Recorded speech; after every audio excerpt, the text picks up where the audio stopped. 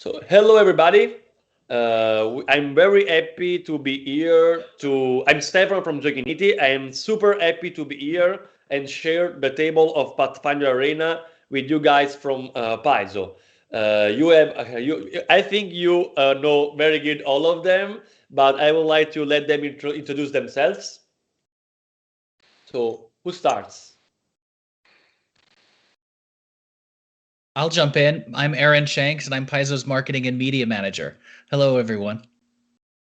Then we have Erik.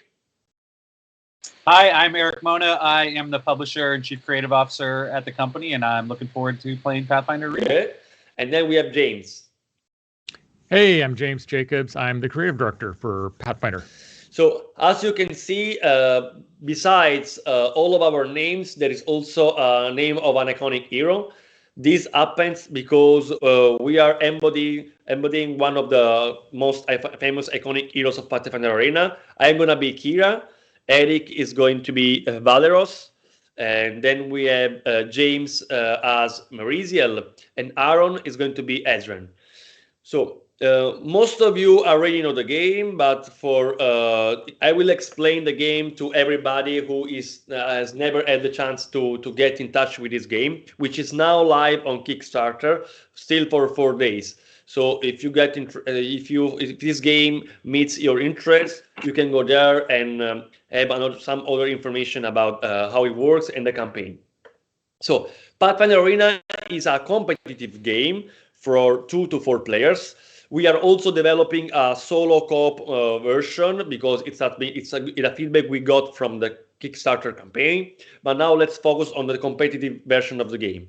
So we are all trapped into a dungeon, and now we were chasing some enemies, and they tricked us out, and they trapped us into a dungeon. It's a very ancient dungeon, and it also has a soul. Actually, it is called the arena, and the only way to get out is by facing this challenge. So we have to actually defeat monsters and score points, score glory points, because the arena requires to elect a champion. So we decide to face this challenge because if one of us can get out, then he can come back and rescue the others or call some help, etc. So now we are forced to fight against monsters in order to score points. Actually, there are 2 ways to score glory points. The first way is by defeating monsters. As an example, you already can see now there is the monster sheet of the Goblin Pyro, which gives 3 glory points if it is defeated. But there is also another way to score points. After every player's turn, monsters attack all other heroes in their reach. As an example, the Goblin Pyro has a 0-1 reach for its melee attack. And if after a player's turn the monster attacks other players and deal them damages, they don't suffer any damage, but the current player score glory points. Okay? So let's see how the games work. Actually, every player has a character sheet we can show, which has the 6 most famous stats of ability stats of Pathfinder. We have strength, dexterity, constitution, intelligence, wisdom, and charisma. And during the game we collect tokens in order to increase and improve our abilities because every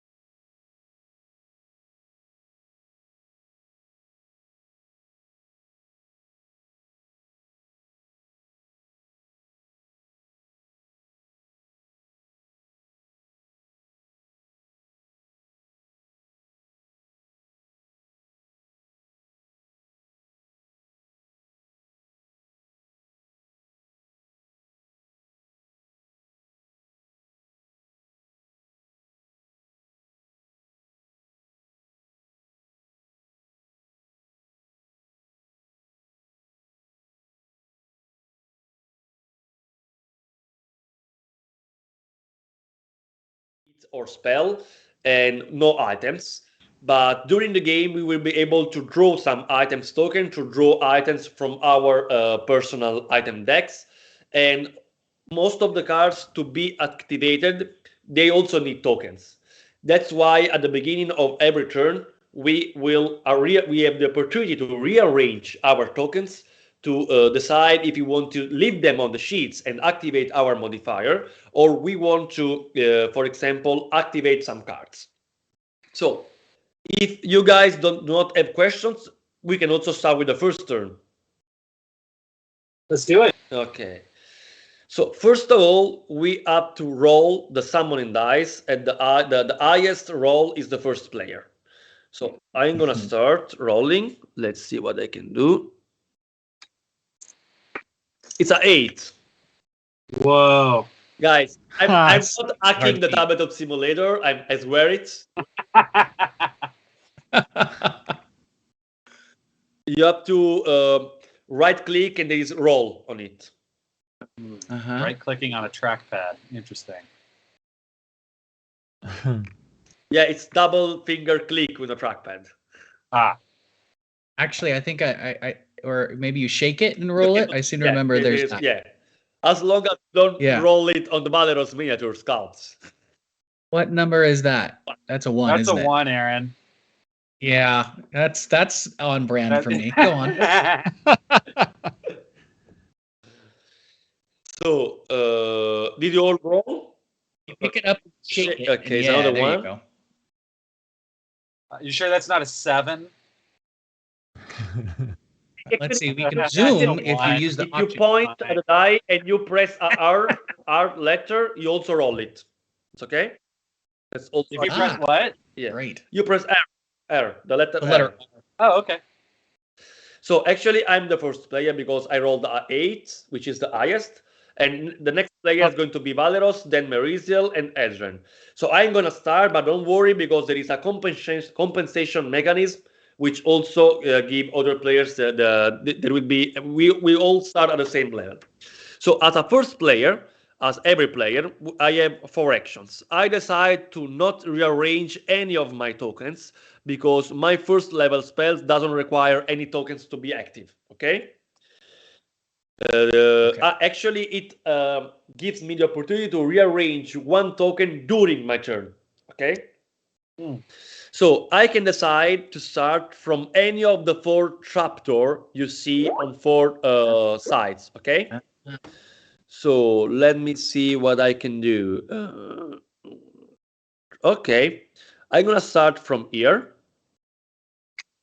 So I have 4 actions as everybody. So how can I spend my actions? First way to spend action is by striding. If you stride, you spend 1 action and you move orthogonally by 1 tile. Then I will stride again here, so it's 3 action. And now I'm going to collect 1 token because another action you can perform is collect. I can collect 1 of the token here. Here we have an element token, an item token, and a dexterity token, so an ability token. Element tokens give you extra special abilities that also apply to other players' turn. Item tokens allow you to draw 3 cards from your deck and put 1 item into play. And then we have the deck ability token. You will see on the board you only have a physical ability token, which are strength, dexterity, and constitution. Because every time you draw 1 token you collect 1 token from the board, you can choose 1 other token, mental token, from the pool. Okay. So I'm gonna get 1 dexterity to place on my sheet. It means I immediately have 1 more action because now I have 2 tokens on my sheet. It means 5 action. Okay. And it was my first, and I can pick another token from the pool. I go in for wisdom because, as you know, Kira works with wisdom. And since I gained 1 more action, I'm gonna pick up. The item token.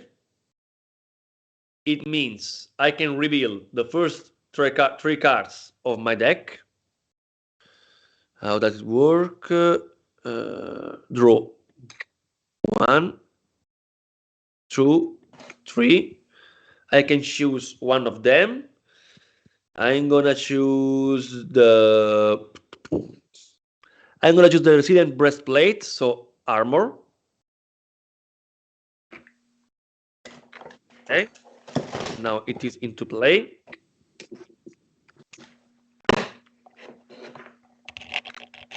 I put the other two on the deck. I reshuffle the deck. Okay. And since I can use my first level spell, I can rearrange one of my token. It means I immediately move my Constitution token on my new armor, which activates the armor first level's effect, which gives me +1 in defense. Since I use my spell doesn't need any kind of ability token to be used, but I can use it only once per round. So I mark it with my marker token. Okay? And my turn is over. At the end of my turn, the Goblin Pyro might attack other players, but there is nobody in its reach. So it's the next player turn, which is Valeros, and you immediately start with a compensation che sarebbe più in difesa, which is a +1 defense token. Coming from here. Yeah. Do I grab that from here? Yeah, Okay, and you put it, where you can see it, actually. Just anywhere. So now first of all, you should recollect all your marker tokens around, but there are none, obviously. You can rearrange your token. So if you think you want to use your Exacting Strike ability, you should put a Dexterity token on it. Yeah. It's only useful if you think you want to attack the Goblin Pyro, if you can now. Well, I don't know that I'm going to do that, actually. Yeah, I will help you out. Don't worry. So actually, first things you can probably as a warrior, you will be the first able to actually defeat the monster. But to do that, you need more strength, actually, or at least an item that gives you the ability to attack. Okay. So you want to appear on a trapdoor tile, which is reasonably close to a tile where you can find a strength token. Okay. Can I appear in the same square that you appeared in? You definitely can. Because I think can you see my hand? I think that's a dexterity token over there. But it's still okay, because if you go there, you can draw also a dexterity token. You will gain the extra action, and you can, as I did, you can also draw an item. If you find a sword or any kind of weapon, you might be able to attack the Goblin Pyro. Yeah, I think that's what I'm going to try to do. I don't know if it's super smart, but so I move Valor to the trapdoor tile. So that's one of my actions. You have 4 actions. Okay. So action number 1 is going to be to move to here. Yeah. Action number 2 is going to be... Now, what does the icon on this square mean? These are the Shrine of Deities. So by obtaining enough charisma, you will activate your ego modifier. If you have at least 2 ego, you can claim the deity's favor. So in this case, you would obtain the Yomedae's favor. You see the deity's card are here on the bottom of the table. As an example, Yomedae, they give you extra ability, and they are very strong because they don't need any token to get triggered. But you can also, by increasing your ego modifier, you can also flip them, obtaining some more, an extra power. And if you complete the charisma track, you actually get also glory points. Okay, but I only have 1 charisma point right now, so I'm not quite ready for that yet. No, you're not ready. For my next move, I'm going to move up into here, so that'll be 3. Yeah. And then, oh darn, I have to choose between the dexterity or the... I would go for dexterity, because as soon as you obtain a second dexterity token, you immediately gain 1 extra action. Yeah. Oh, okay. Oh, right. Okay, so then I'm going to grab the dexterity token and flip over to my sheet. Yeah. Correct. And Okay. now you can pick. You can choose one mental ability token from the pool, which is very close to your sheet. Well, I think then I'm going to probably choose the. Here, let me zoom in on that a second. I think I'm going to choose the charisma one. Yeah, makes sense. Makes sense. So you can later you could try to go for the deity's favor. Why not? Right. Okay. So boom, charisma. Oh, I put it in the wrong square. So that you have 2 dexterity, you immediately gain a second action, a fifth action. Oh, I see, because of the little marker right there on the second thing. Okay, then I'm going to try and grab this this item, I think. Perfect. You can have the item. Okay, so I take it, and what do I do with the? Now you can put it on the pool. Put it up here. Yeah, and now you can draw 3 cards from your item decks, which is the one close to the You have to you can point it and press a D on your keyboard. Just point it with your with your mouse, your trackpad, and then you press D, and you will draw 1 card. D for draw. Working? Not really. No. So go with the right click, and you can draw. Yeah, there is the option draw. Okay, I see. All right. So you actually draw 3 cards, and you choose the one you want to actually put into play.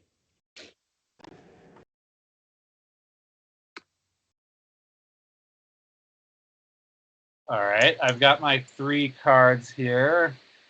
Let me look I at would them. recommend you to go for a weapon if you want to kill the Goblin Pyro in the next turn. All right, so I got some. Do I not want to tell people what I got? Yeah. Holy, Stefano! I got a flaming longsword. Yeah. I would baby. go for the Flaming Longsword. It's very powerful, especially in the beginning of the game.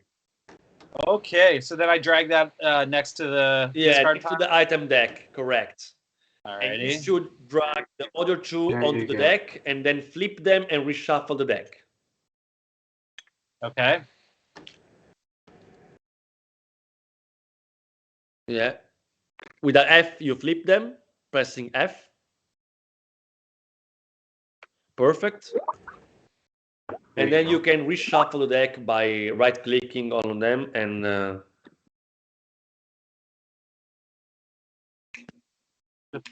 You shake it like you shake the dice.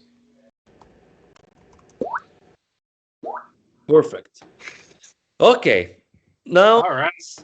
Now it's Merisiel's turn, and she immediately starts with a water element token, because as a 3rd player, and actually you can use this token every time during the game to lower a monster's attack value, damage value by 2.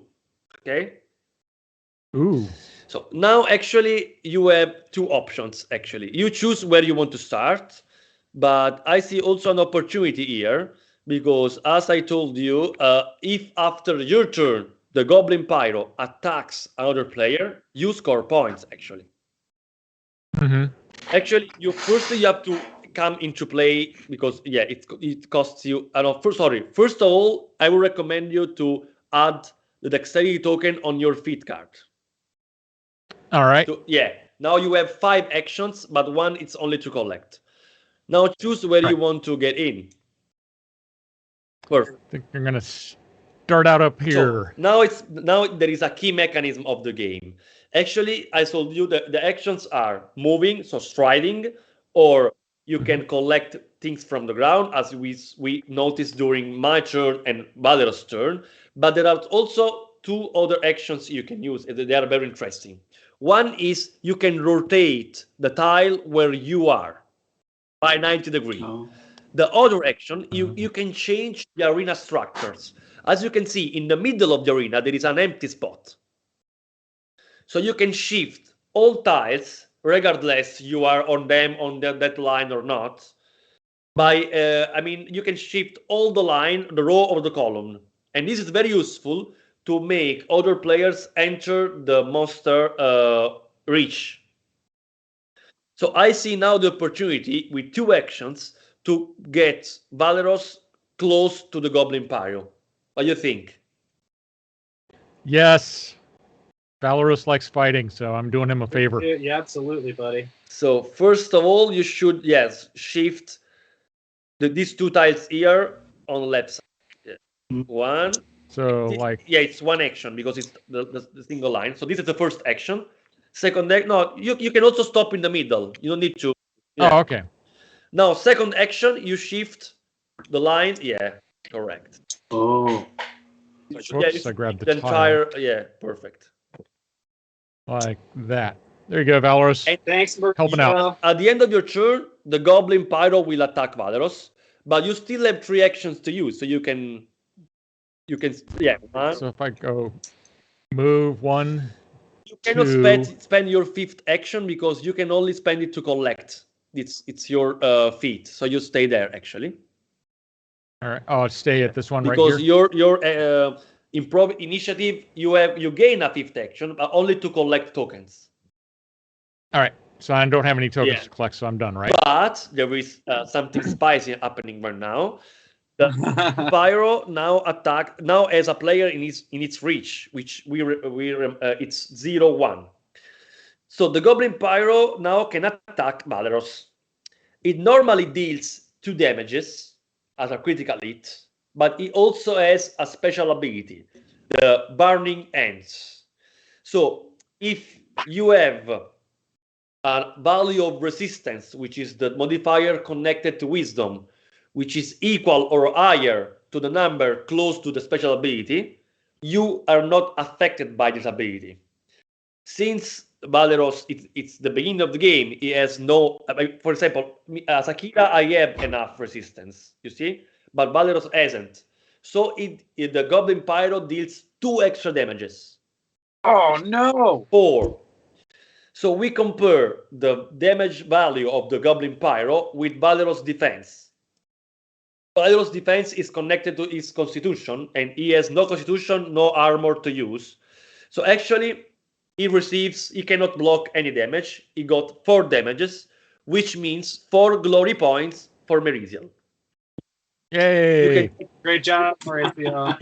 Thank you. You can get 4 1-point glory tokens, or 1/3 and 1/1 as you like.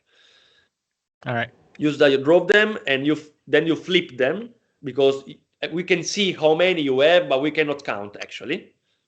All right. So I hope you're proud, James. But Of course not I over am. yet. It's not over yet, because now Valeros gains the immunity from the Goblin Pyro until the beginning of Meriziel's next turn. So actually, Nice. allora, sorry, we didn't do that because before the beginning, because it's only 1 monster. We have to mark the Goblin Pyro with the monster token number 1. So you give 1 of your marker tokens of your color to Valeros, and Valeros place it on the monster area number 1. Okay. Which is very just down of the. I'm gonna do it for you. Don't worry. All right. Thank you. All right. Yeah, you see. Right there. So Yep. thanks to this marker token mechanism, we exactly know when Valeros has been attacked and from which monster. Okay. And it's never happening again because now I'm immune. You will defeat it, I think, in the next round. Or around. But before that, it's Ezran's turn. So Ezran, immediately draw 1 item card and you put into play, because you are the 4th player. And that's from my own deck. There's 6 item cards. That's the first one. Just put it into play. You have to draw. You press the letter D. So draw. Oops. There we go. Keep moving off to the side, and I don't know why. You just point it and press D. It should work. Yeah. I'm sliding off to the side. You want to Check, Sorry, check. operator error. You can use the right click and draw.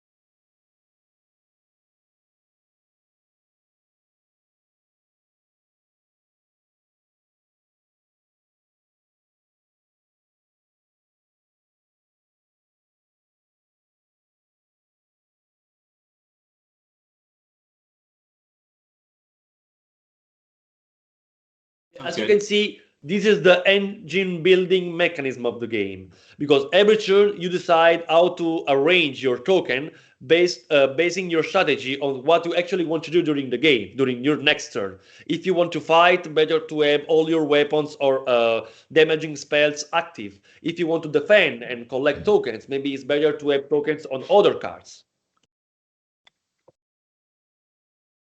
Sorry about that. Okay. So I'm having trouble manipulating the software, but do we have? But I definitely want to activate put the Constitution on the item and the intelligence on the spell. So now you're ready to move. Great. Okay, so there's a trapdoor tile that's you nearest can go. You can start from any trapdoor you want. Yeah. That's where the combat is going on. Maybe I should start a little higher. And remember that thanks to the magic passage, your spell. Yes. You can. Sorry. Yeah, you can actually pass through a wall once per round. Okay. Oh, that's great. Oh, that's great. Very powerful. Yeah, I was worried about that. Yeah. Okay, I'm having trouble zooming in on the desktop to see exactly where I'm at, but let's start at that first trap door. You have top, 4 right actions there? Starting from now. You can either go following the Riziel, or you can go on the other side toward the summoning tile number 3 to get some dexterity. Actually, by passing through a wall, it's easy for you. Yeah. So, oh, by the way, I saw that there was a lot of dexterity on the board and some strength, but I wasn't seeing intelligence on the board. I can't go after intelligence, can I? Because you only see physical ability tokens on the board. Because every time you collect a physical ability token, you also choose from the pool a mental token. Okay. Well, then I'll go after the dex. So first action, you stride. Like this one, okay? Yeah. Second action, you actually activate your spell. Your spell. Yes, which allows me to go through the wall. Shows a marker icon. You have to put one of your marker on it. It means you will not be able to use it until your next turn. Since it's so powerful, to nerf it, to some of the spells can be used only once per round. Then, you pass through a wall. It's the number 2. Number 3, you go here. Yeah, you fall down actually. Now, something. Yeah. Come on, Ezra, get it together. Now number 4. Stumbling around. Maybe Ezra is rank. I don't know. So next, now you as a third action, you can. No, this is the fourth action. You can pick up whatever you want from that tile. I would go for dexterity because it gives you immediately an extra action to pick also the other token. Oh yeah, going after the dex. If you want, if you allow me, I will help you. It's okay. Yes, please. Okay. Yeah. So dexterity number. So yeah, you have one. You can pick one ability token. What you want to go? Intelligence, I think. Yes. So yeah. More intelligence for Ezran. And you have another action. You can have an air element, which is the only one you can collect actually. This is very interesting, the air element token, because it allows you to have, you spend it to gain one extra action. So actually, if by collecting it you spend an action, but then actually you are passing this action from this round to the next one, because next turn you will have 6 actions, which is a lot. Yes. So now it's me again. So first of all, I recollect all my marker tokens, so I can use now the Augury spell again. And secondly, okay, I will rearrange by putting my intelligence token on the armor I draw, in order to activate its magic effects. As you see, only one token on my sheet has no sense. It's useless, but I can place it easily on the armor. So 5 actions starting now.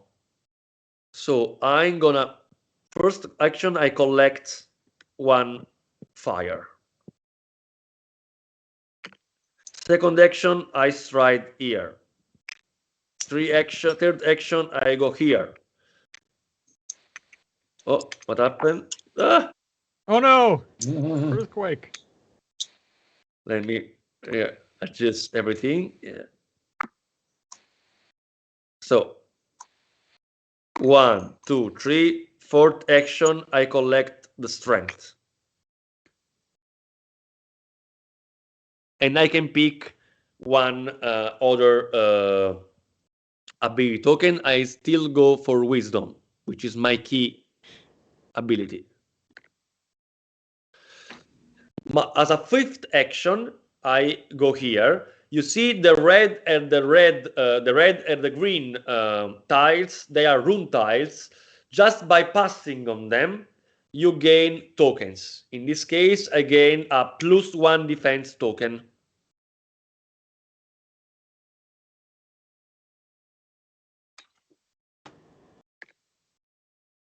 Okay.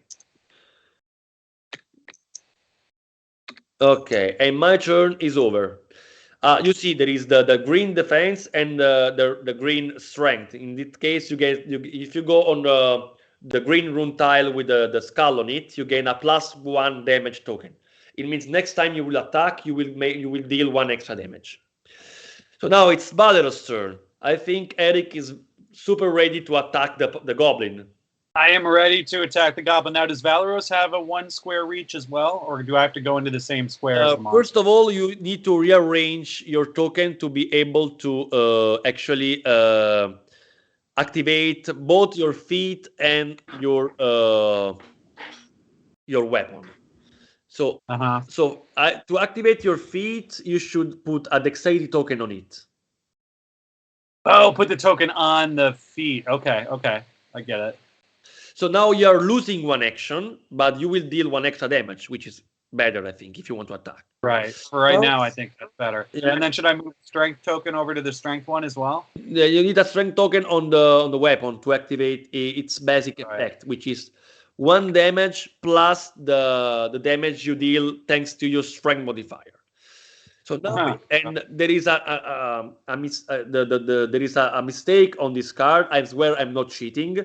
Its reach is 0, not 1. So you have to go on the tile which is occupied by the monster. So now you can deal 2 damages. Right? So now you have 4 actions. For first action, you move. Okay, boom. Second action, you can attack by using your weapon, and you can also use the exacting strike, which can only be used once per round. You see the icon on it, so you have to put 1 of your marker on it. Okay. Are you doing that for me? Yeah. Okay, thank you. Yep, let's do that. And so it means you immediately, with 1 action, you deal 2 damages, which is enough to defeat the monster, which only has 2 life points. So there you go. The Goblin Pyro is not a threat anymore. You gain its sheet, which gives you 2 glory points. Okay. 3 glory points, actually. Sorry. Okay. And we'll total glory points at the end. That's your winning condition, basically. Yeah, you win by having the most glory points, actually. Okay. And you still have 2 actions. Now, let me give you a tip. So I would love a tip. You can use your actions to collect up to 2 tokens that are on the tile you are occupying. As an example, if you collect that dexterity token, you immediately gain a 5th action, for example, which is useful. Yeah. But the only thing I would like to say is be aware that after your turn, 2 more monsters will spawn into the dungeon.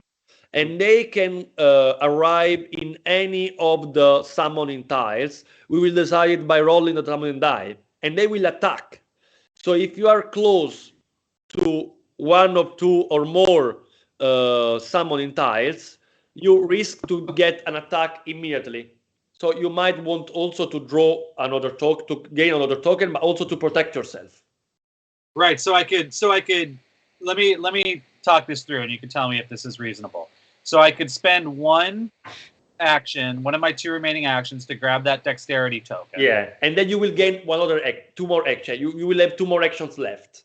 Will I also get a second ability token of my choice when I grab that? Correct. That's correct. Okay. So it seems really dumb not to do that. So let's grab the dexterity token. Yeah. I'm going to throw that on my character sheet. And you can immediately pick 1 mental token from the pool.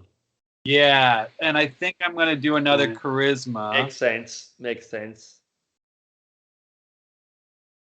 Okay, very charismatic. I'm 3 drinks in at this point. Yeah. And then so you have 2 actions more. Right. Well, here's one of the actions I think I want to do. Well, actually, talk to me about this. Is this the Earth token? What does that do? The Earth token is very interesting because it's the only token you apply against other player, because you play it at the beginning of another player's turn to reduce its or her action value by 1. Oh. Oh, you slow us down. Mm-mm. You make us heavy. It's actually the opposite of the air token. So could I take that as an action? Yeah, sure. And then for my next action, move to the square to my left, that red square, and get a bonus defense token? I would not do that because the red square are mine.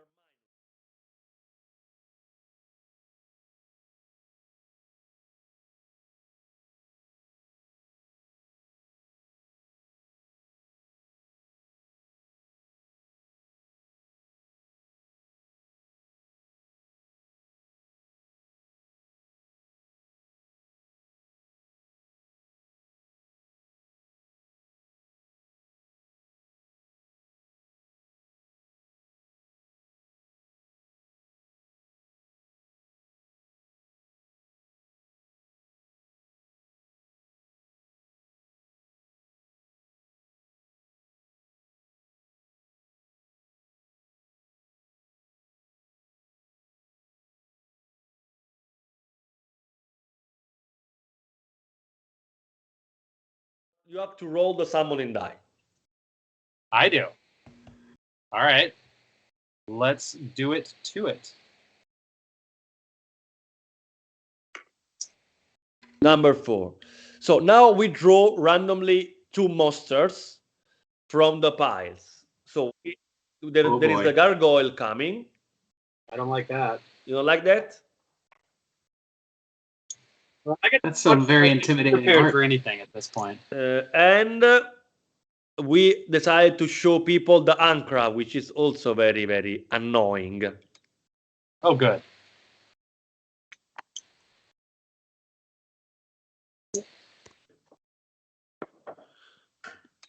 Yeah, here you go. Ankra. I'm standing on a summoning tile. I like that, That might not be good. Okay. So as you see, monsters have an initiative value. Ankra is 25. The gargoyle is 75. So the Ankra is going to be the monster number 1, and the gargoyle is number 2. So since you roll a 4, on the number 4, the Ankra on the tile number 4, the Ankra comes into play. That's not good for you, actually. While the gargoyle comes in on the tile number 5. Oh, this is the gargoyle. Yeah, is it? No, this is the is it the gargoyle? So now it looks like it's bad, but think that after you will be enough close to it to kill it. So there's always a bright side in Handcraft, very close to you. But before opportunity for glory, before this summoning phase ends, we reshuffle.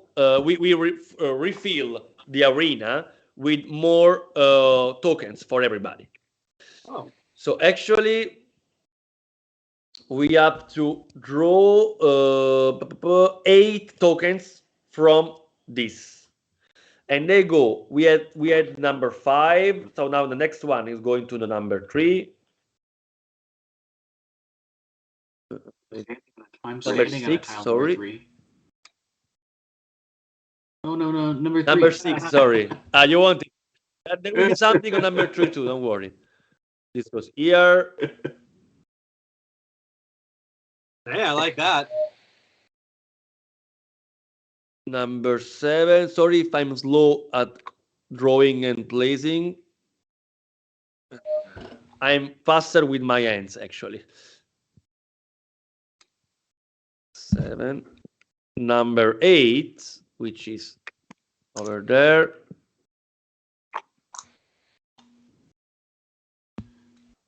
Number 9. And number 1, actually.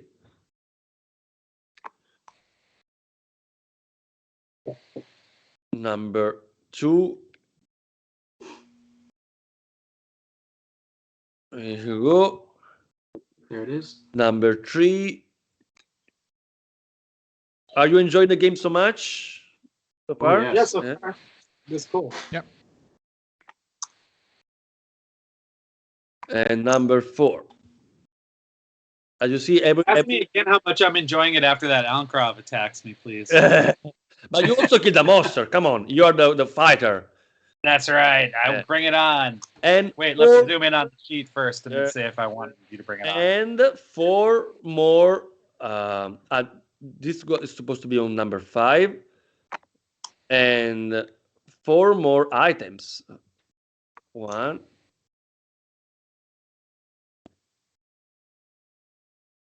2. Okay, we now have loot to go after. Darn it. Okay, and we also refill the element token on every. Ah. Hey, Square 6 is looking better than ever. Oh, except for the Alcrov. Okay. Before you see how these monsters attack, guys, gentlemen, we level up.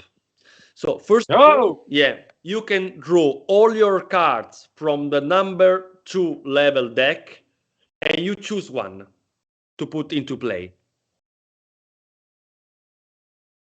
Okay, draw all your cards. Yeah, there should be like no more than 3 actually.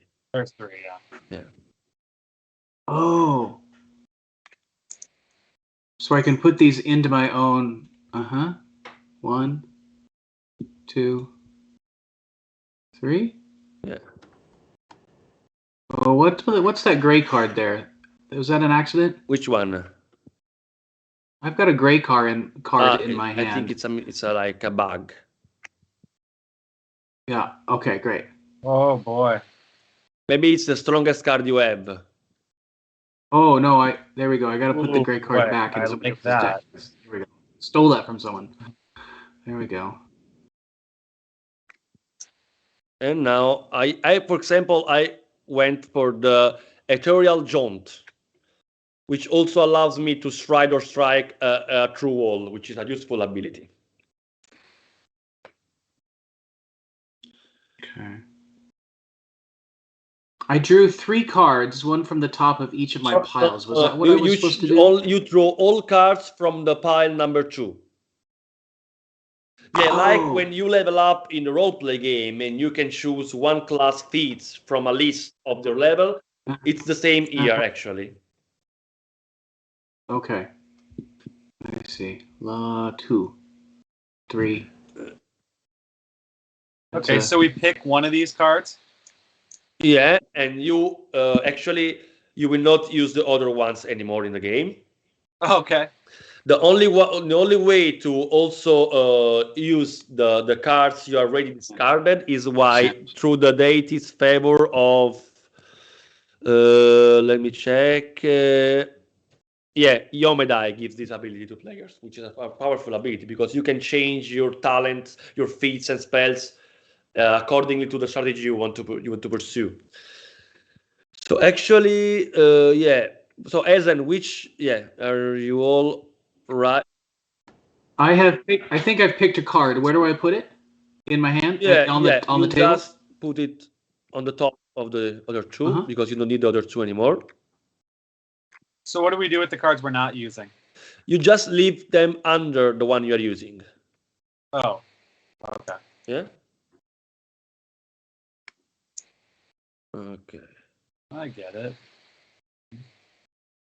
And now, to finish our leveling up, we can pick a token of our choice. Anyone. It can be both mental, either mental or physical. No limitations, but just one. I think I should choose intelligence. Yeah, probably. I will go for wisdom. Oh. To be well-rounded? You will go for wisdom, I see. And that's over in the corner here, right? I see. Yeah. Okay, so if I put that right there...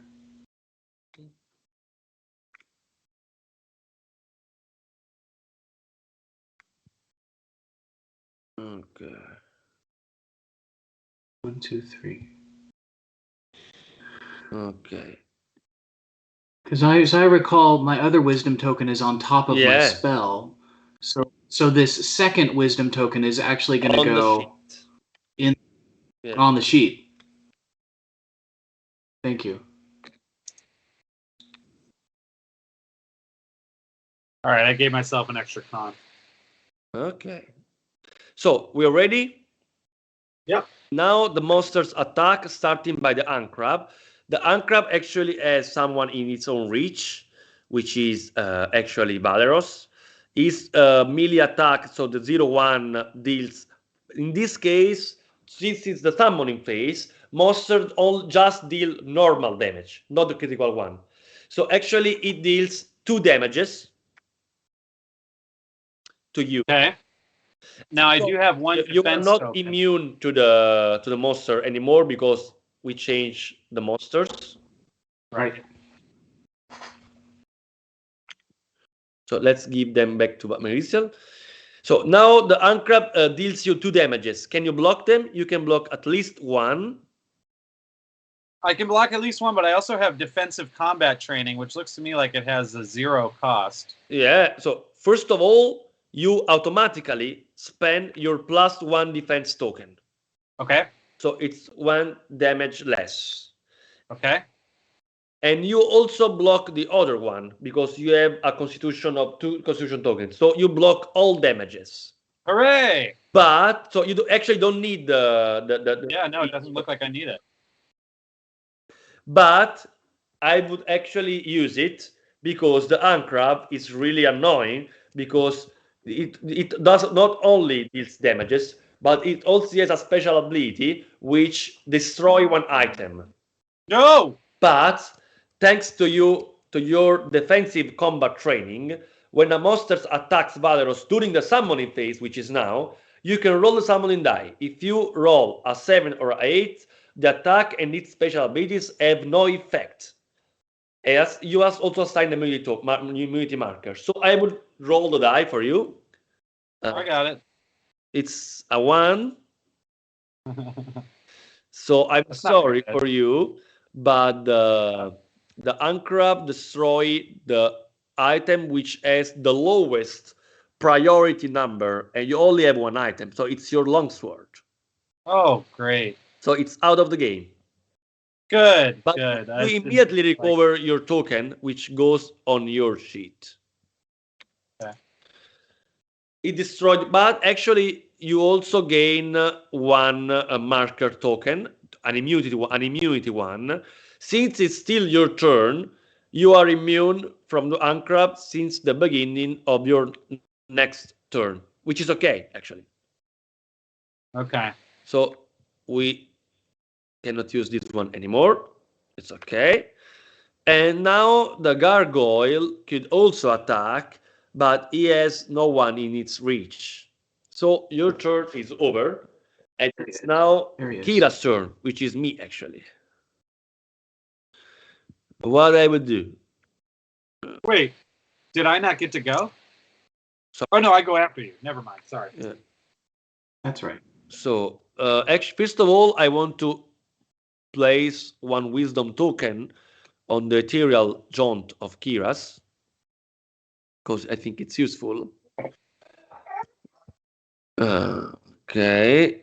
Now I can do many things actually. Let me see. I'm looking for an offensive item because I want to also deal damages. So I go here, one action. I take one strength and also one wisdom again. You know, as a cleric, I want to have a lot of wisdom. Yeah. So it's the second action. Then I pick one item. Let's see what I get.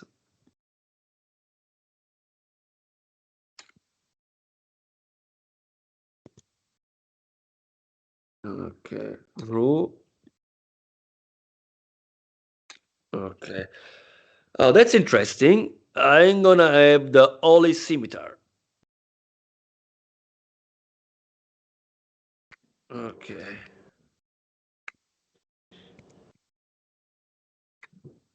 Okay.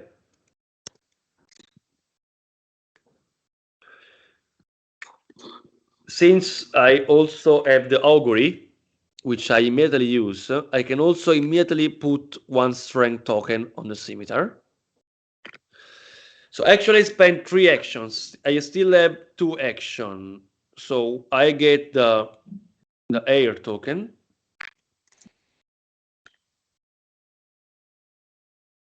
Yeah. And I go here.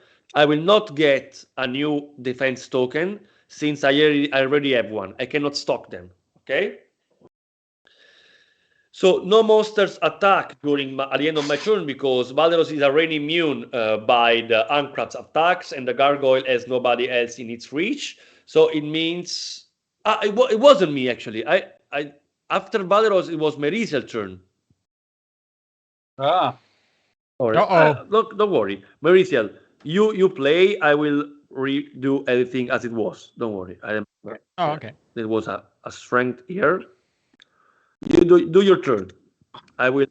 All right. So I know I'm not. at the start of my turn, is it an action to move tokens on the cards? No, it's something you can do for free. No, you just do that at the beginning of your turn. Yeah. Well, then I'll put a muscle over on my wall walking card so I can sneak around. Okay, I'm gonna do first action to step into this treasure-filled room. Makes sense. And then I'm gonna take as a free pickup action for my feat card. I'm gonna pick up that dexterity. Which is very smart because it gives you one extra action. And you also pick immediately a mental token from the pool. All right, I'll grab a charisma. Makes sense.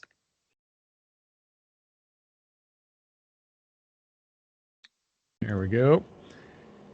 All right, so then I moved. I moved. That was one action. Yeah. Then you picked second action.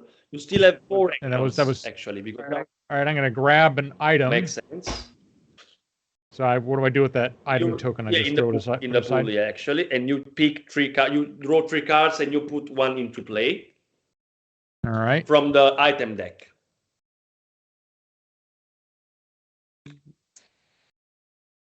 You dealt one to me, actually.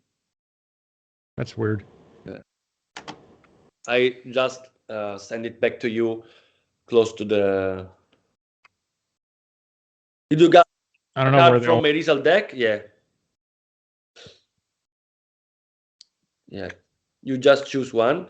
There is a missing one. Some of you guys received one card from Merisal's deck. Yeah, when I think I might have an extra card in my second level deck. There it is. It's all down on your names down on the bottom of the table. Oh, here it it's is. like Here you go. Yeah. What's this? Here you go. Yeah. Now you choose. Actually, right. Let's pretend one was. Okay. All right. You pick among these 3.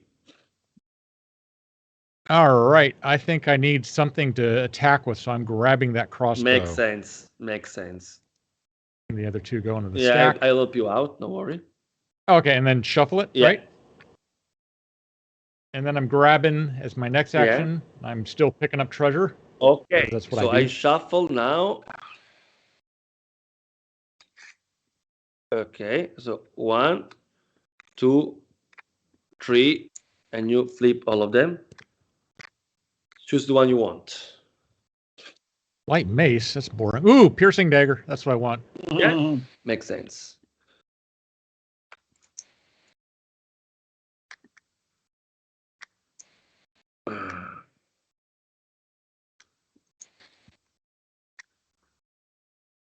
How heck can I? Okay. Okay, perfect. How many actions you have left? I one to move, a free one to pick up the dexterity, and then I spent 2 to pick up You have 2 items. So I should have 2 left, Yeah. right? What happens if I go onto the shrine tile? If you have not yet 4 charisma on your sheet, nothing happens. All right. Well, then I will pick up a Makes constitution. sense. And you can choose 1 mental token from the pool, maybe a charisma if you. Yeah, charisma. Yeah, I'll help you. Don't worry. I will.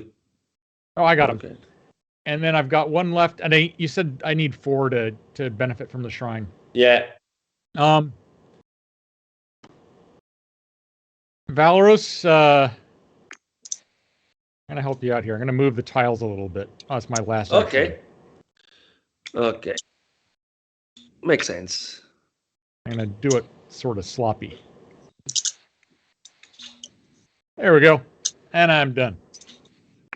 Okay. So it's Ezra's turn. First of all, you recollect all your marker token around.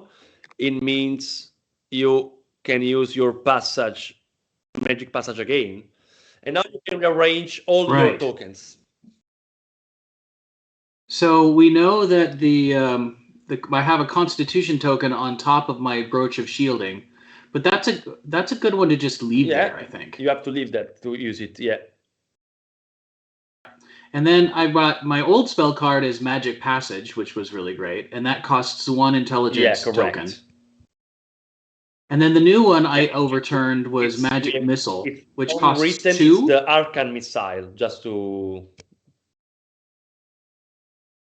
Arcane. It's called Arcane Missile now. And that would take 2 intelligence tokens, right? Yeah, to use it. But it's very powerful because you can attack any monster which is in the reach between 2 and 3 tiles, even behind corners, and deals 2 damages. But to use it, you have to spend 2 actions. But I have like 6 actions to use this round because I have the air token. You're very strong. Actually, you can destroy the Ancrab, I think, because Ancrab he has 3 life points. So I should put 2 intelligence tokens on my Arcane Missile card. And Great. actually, from where you are right now, the Ancrab is already into your reach because you can curve your attack because it's an Arcane Missile. So you can actually, since from standing where you are, by spending 4 actions, you deal 4 damages to the Ancrab. Because I'm having trouble knowing where he is. How far away is he? There he is. So it's 3 tiles away. So it's already into your reach, within your reach. My spell without Arcane Missile? Yeah, you can use it twice because it shows no marker token on it, so you can use it more than once every turn. That's why it costs 2 actions because it's powerful. You can do more. Great. Oh, okay. Well, let's do that. So 4 actions and the Ancrab is gone. Actually. Yeah. Your trophy. That's the advantage of being the wizard who attacks from distance. So it gives you actually 4 glory points at the end of the game. That's correct. And you still have 2 actions actually. Right, because I had a total of 6. Now, do I need actions to pick up the tokens that are on the tile that I'm on? Don't spend the air token. You are not forced to spend it. You can also stock it for the next round. So you have at least 1 more actions. What about your question? Say again, please. Oh, there are tokens on the tile that I'm standing on. Do I need to spend actions to pick those up, or is that in a later part of the round? But you cannot collect another 1 more air token because it's only you cannot stock more than once each. So you can only have the Constitution one if you want to collect. I think I would Okay. to like Constitution one. Although I'm standing on a Yeah. summoning tile. I should probably move Yeah, away I from mean, that. as long as the gargoyle is there, you risk and you don't risk anything. But when as soon as the gargoyle will be defeated, 3 more monsters will spawn randomly around. So it gets riskier to stand on a summoning tile the longer the game goes on because there's more and more monsters. Correct. Okay. Well, why don't I risk it this time and pick up that Constitution Okay. tile? And you choose. Tell me which mental token you want to have for free. Is there? I mean, let's go intelligence. Let's go big on intelligence. And if I end up having weaknesses because I don't have charisma or wisdom, then I will learn. Okay. Sorry, I put on Merisia, but it's Ezran. Right. Okay. It's Ezra. So I'm making him incredibly smart and able to cast lots of spells. That's a strategy. And is that all my actions? Yeah, as long as you don't. If you want to spend your air token, you can also collect another token or move away, or you can keep it and take it for the next round. I'll Makes keep sense. it. So the gargoyle it still cannot attack. So I'm gonna do what I was supposed to do before. So I'm gonna get an item. So let me draw. I don't know, Eric. I could imagine a good beach weekend with this game, sitting around with family. This is pretty You like fun. it? I'm glad you are having fun. Well, the resource management part is interesting to think about. It's the one more hard to balance because you see it's tailored for every player. It's totally asymmetrical because every player has its own deck of cards and spells. So I spend my first action. Now I want to take some strength, and I go with wisdom. And this is my second action. Third action, I take the air. Then I'm gonna get some constitution. I want more wisdom. And I still have one action, and I'm gonna go here. And using augury, I'm gonna put 1 constitution on my armor.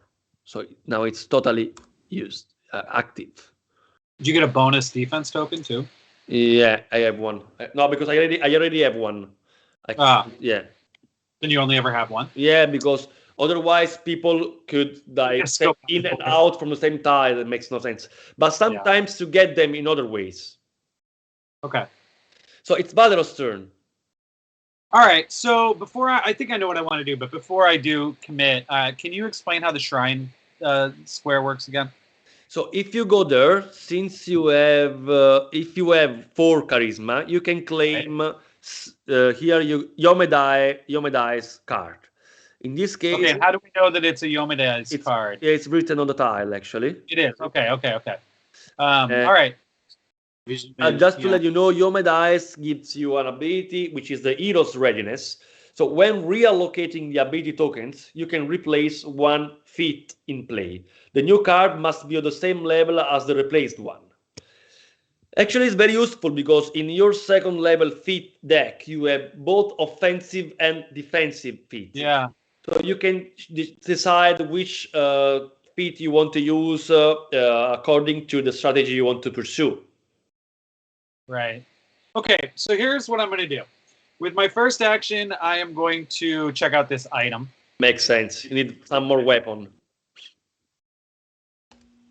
So that means I draw 3 and pick 1. Is that right? Correct. Okay. Let's see what we got here. Draw. 1. That's 2. And that's 3. All right. Well, this is looking like a whole bunch of weapons. Yeah. Got a profane long spear. Balder's decks, it's full of weapons. Yeah.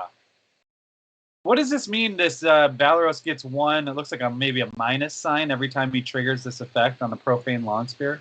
Now I don't see the card you draw because they are Okay. It's like a circle with a white line. Okay. I see them. No, I cannot see them. You have to put them on the table, and I will be able to see them. I see. Okay. Hold on. That's not reflected.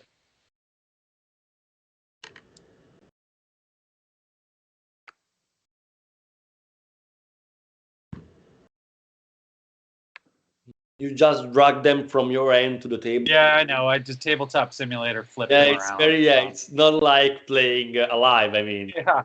I do feel like if we were doing this in person, I'd be a lot faster. Okay, let me put this out. You can kind of help me out here. Yeah. This is interesting because it's the profile long spear, and you activate is using dexterity instead of strength, and it has a reach of 1 because it's a spear, but you don't add the strength modifier to the damage you deal. Oh, I see. Okay. Or if you also add an intelligence token, you make 1 more damage, but Valeros gets 1 minus misfortune token every time it triggers this effect. So, I mean, I don't love it, but I do find it kind of interesting. The other option is this adamantine plate armor, which seems really good. Yeah, which is more defensive. Yeah. I think I'm going to pick the armor, actually. Okay. So I put that here. You are using the armor, so okay. Yeah, I'd like to. And then the other ones. Deck. Are you going to have my discards? There you go. Okay. So that's one of my actions. Yeah. My next action is going to be to grab the dexterity token. Makes total sense. I think you want to have more charisma right now. Nah, you got me. You figured out my strategy. Then I'm going to grab charisma. If I can find it. I help you, don't worry. Here. Okay, thank you. Then for my third action, I'm going to move down to the shrine tile. And you get the Yomedites. Yeah! You are now the chosen by Yomedai. I mean, makes sense. I made her up, so it makes sense that I would be favorite. Although with the rest of these gods, we're in big trouble with James since he made up pretty much. Touche. All right, so that was 3 actions. You still have 2. Now, yeah, sure do. I guess I probably should have taken that water token before I left. You can do that, don't worry. Okay, let's just do that. So I know you cannot because you already have 1 water token. Oh, you only can have 1. Oh, okay. I get it. I'm surrounded by airplanes, but I can only have 1. Well, talk to me about how I might shift this. What is it called? The Doom Square or whatever that black square. How do I shift that around? How does James Jacobs keep putting me in bad situations? So what you can do, adventure, helping you have adventure. In this very moment, the gargoyle is pretty far away from everybody. Yeah. There is no way to make it attack any of us. But by spending more action, since the gargoyle only it has a 0-1 reach, if you are able to place this gargoyle very close to me, it could attack me and you score points actually. But in this case, it will require some more actions. Maybe Merisial or Ezen might find it useful to do, because you should like shift all this line from here on to make a spot. Then this one goes here. See? First of all, you should like slide all this line from here up. Then you have the here, and you make it from here to here, and it's just 2 tiles away. and now you need to you keep doing. Well, actually, what I was thinking of doing was just moving tiles to get me elsewhere on the board rather than to try to screw over somebody else. You can do that. Okay. So what I was thinking is trying to get as close to the square that Ezrin is currently, or who's purple? Ezrin, yeah. Can I figure out a way to do that, or you can just shift the wall line actually. If you do that, for example, it's still one action if you do like that, but you will be the same number of tiles away. Oh, I see. Okay. Or you can stride if you want. Actually, all right. Let's not do that. That just seems like a waste. Yeah. The sliding mechanism is way better using the real ones than the... I think what actually I'm going to do in this is, I feel like I kind of maybe made a mistake, but I'm just going to use my last turn then to move back to this square because a bunch of items are going to appear on it. Makes sense. Okay. Okay. Okay. Perfect. Now it's Marisel's turn. You recollect your marker token at the beginning of your turn, but the monster number 1 is dead, so it makes no sense. It plays no role. So Marisel, you recollect all your marker token, and you can rearrange if you like. All right. In order to use this, for example, in order to use my piercing dagger, I got to put a muscle token on it, a strength token on it, correct? If you also add 3 intelligence tokens, that's interesting. You roll the summoning die. If you roll a 6 or higher, you double your damages. All right. Well, I'm going to hold off on that. I'm going to move 1, 2, and since I can currently move through walls, 3. You can move through walls, but I got that. That's correct, but it costs you 2 actions. Okay, so that's 1, 2, 3, 4, and then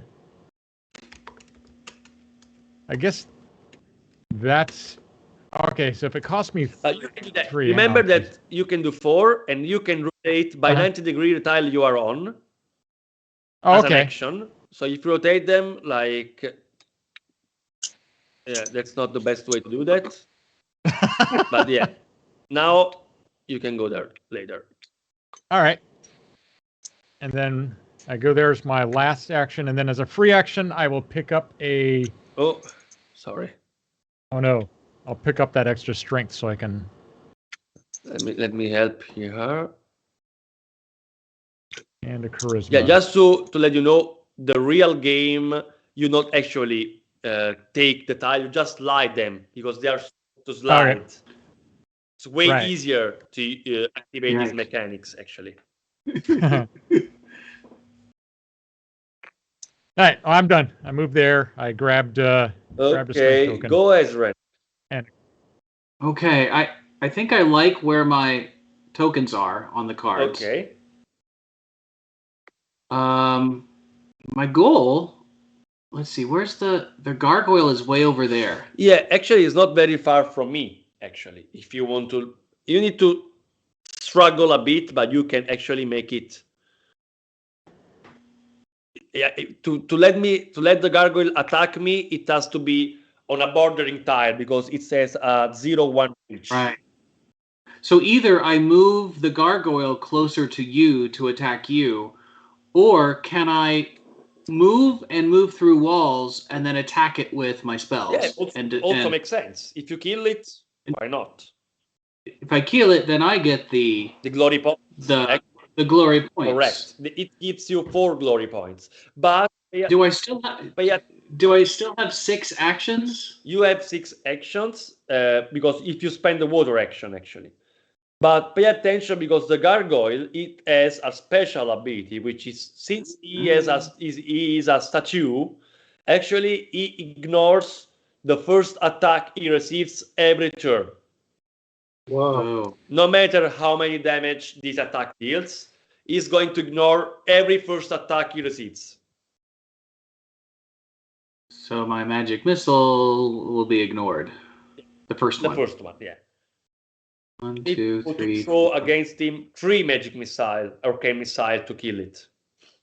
And what's my range on my magic missile? It should be written on the card. It says 2-3, right? 2-3, yeah.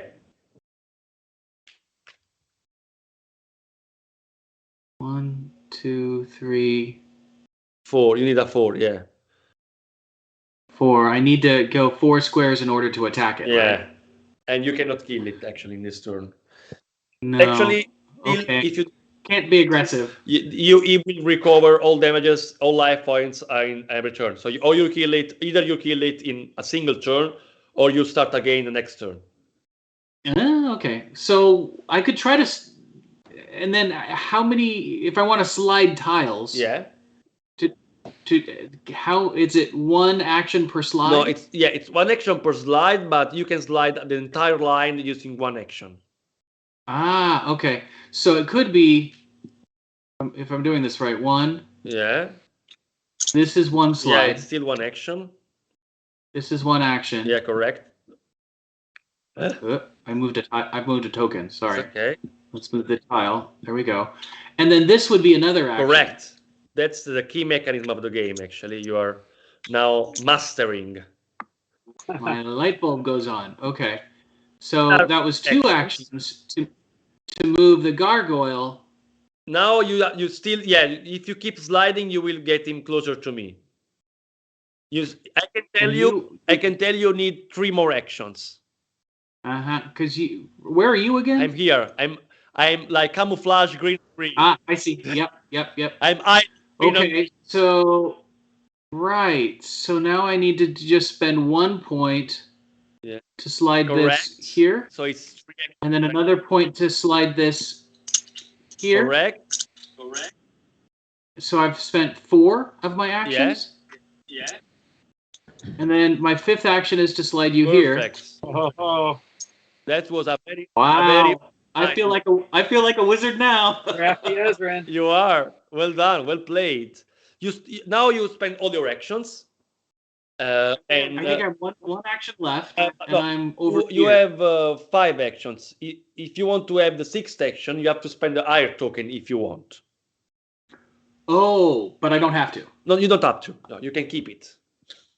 Yeah, I'm gonna keep this. So now the gargoyle attacks me, actually, and it deals me 6 damages. Whoa!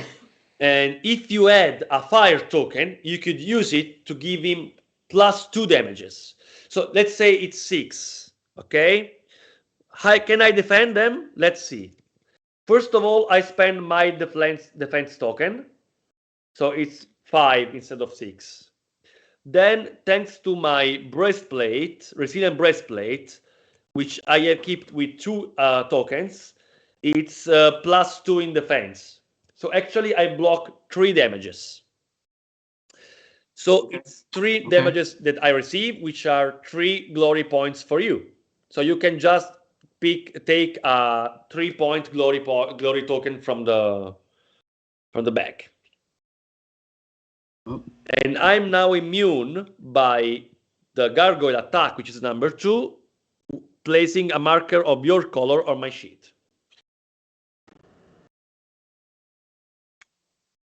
Is that right? I just grab one of these and put Makes it sense, here. and you flip it. 3. Okay. There we go. Now it's my turn, and it's time to rearrange tokens. I'm gonna use my scimitar right now. Seems the right time to use it, actually. So I keep 2 strength token on it. This has a reach of 0. So it has 3 life points, but it ignores my first attack. So I can deal 2 damages. So I can make 1, 2, 2. Okay, makes sense. So first action, I move here. I have 5 actions, actually. So first action, I move here. Second action, I attack the gargoyle, but it ignores my attack. Third action, I attack using the scimitar again, and I deals him 2 damages. Fourth action, I attack it again, and it means 4 damages. 2 damages more, which is 4. And the gargoyle, guys, is defeated. Yes. There you go. And I still have 2 actions. And I'm pretty afraid of being where I am now. So I go here and I get +1 defense. And here, which means +1 attack. Next time I will attack. Okay? And now we are ready for number the summon the level number 3. So new monsters are coming. Oh dear. I took a risk. Yeah, are you scared? Because so first of all, we recollect all our marker tokens around. So and give you the entrance ones back because they are not needed anymore. And this one also goes back. Okay. Now I roll the dice. Is the number 5. So let's see who's coming now. Okay. Drew. Look who's coming to eat us for dinner. Blood Demon. Ah, You like that? Great. Oh, Yeah, I love it. It's going to be It's this monster, amazing. right, guys? I tell you. Then we have the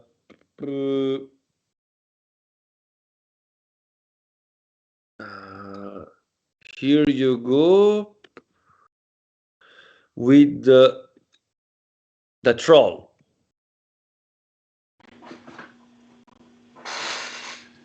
oh. Blood Demon then Troll and It's coming a monster from the Age of Ashes expansion, which is boy. Belmazog.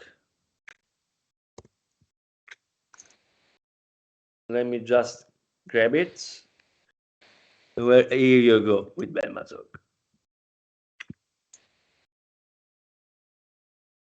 Okay. 3 fresh monsters coming. So let's order them. So the initiative of the Blood Demon is 11. Then we have 33 for the Troll and 6 for Belmazog. It means that Belmazog will attack. ah. Okay. No, it's 89. Sorry, from behind the scenes they tell me it's wrongly written here. It's 89.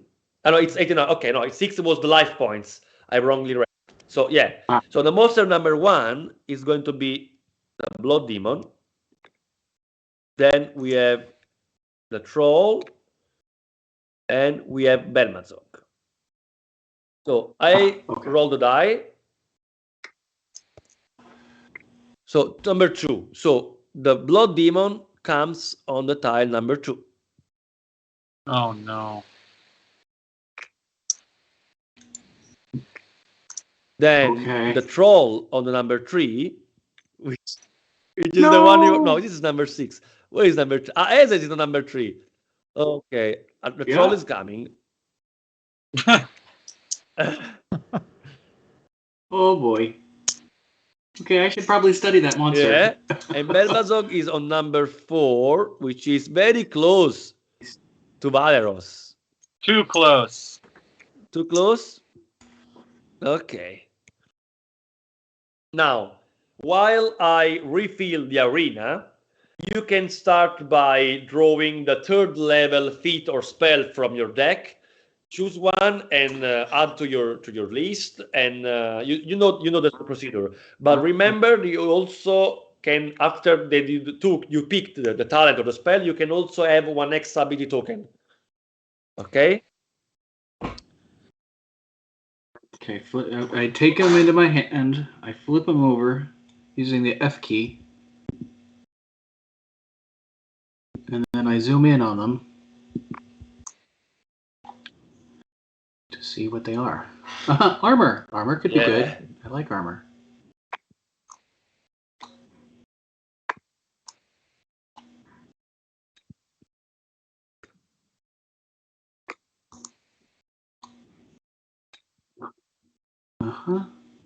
Yeah, it's definitely going to be the arcane armor. So I will flip the other 2 over and put them back. What is the icon that's a little helmet? It's resistance. It's the one you get by having enough wisdom. Interesting. I'm going to need more intelligence to activate my arcane armor. Protect But yourself by monster special abilities, just like the one the Ancrab had. Remember? Yeah. So if I've got, can I throw a card on the table and ask some information about it? Sure. Yeah, it's not hidden because. Okay, so it's this haughty obstinacy card. Yeah. Do I have to put these 3 tokens on the card at the beginning of the turn to be able to use it? Just 2 tokens, because the third one is your marker token, which means you can only use one of them once per round. I get it. Okay. Cool. All right, cool. Then that's the one I'm going to take.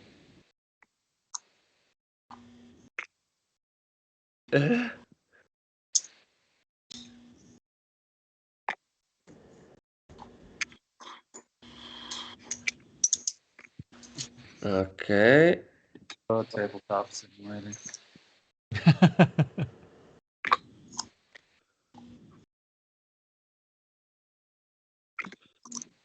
Okay.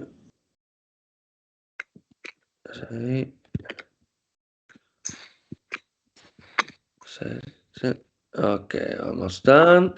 Then let me refill with the old. Okay, here we need a hair. Okay, so let me also pick a new spell from my deck.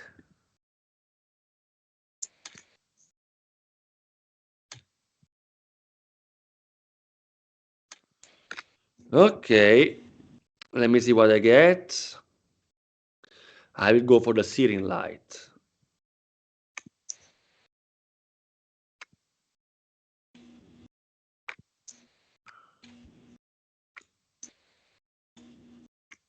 Okay. Okay. Valderos, you still have your level 2 cards, remember? Yeah, I don't really understand what's happening. I think my piles got all mixed up. If you could help me with that. Let me great. check. And we're also supposed to you use a zoom new token as well. Yeah, you can also choose one token, correct. One ability score token. Yeah, anyone you can choose. Okay. So this is your austerity here. This is your number 1. Erik, what was your level 2? Damned if I remember.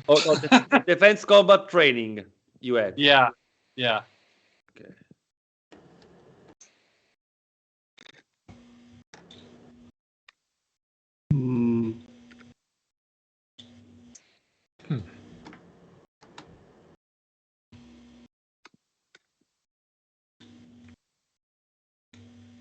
Okay, everything is in order right now.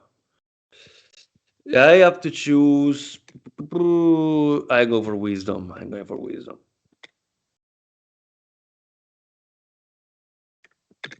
Okay. So now, did you all choose the talent or the spell and the token? Yep. So now the monsters attack, guys. Okay. The blood demon, it does not attack anybody because it only has a 0-1 melee attack and nobody's in its reach. Right. The troll is attacking now Ezren. Since it's a summoning phase, it deals 3 damages. Can you block them? I have my brooch of shielding. Which blocks 1 damage. It means you get 2 misfortune tokens. Since it's the summoning phase, nobody is earning glory points now. But if you got attacked, you receive misfortune tokens. So I should take 2 misfortune tokens. Correct. But you also get the immunity from the monster number 2. And you get my marker because it's still my turn. 2. Is that right? I grabbed 2 of these gray tokens and put them next to my character? That's correct. The troll, when it successfully deals damages, you we put a marker Yes. token of my color on it. Since it has this marker token on it, he has +2 life points. So he now has 6 life points, not 4 anymore. Not 4. Now let's see what happens with Belmazok, which is also really interesting. Did you as a player strengthen the troll? Did you make it stronger? No. It's just because it's the troll special ability token. We wanted to recreate the regeneration ability of the troll, actually. So 25 recovers. It gets strong. And Belmazok is also very annoying, actually. Because Belmazog, here you go. Yes, yeah, let me read you. The terrifying croak. When these monsters comes into play, players on the monster style and the bordering ones, orthogonally and diagonally, even through walls, place one of their glory tokens on the monster sheet. They receive 1 misfortune point from the pool in exchange.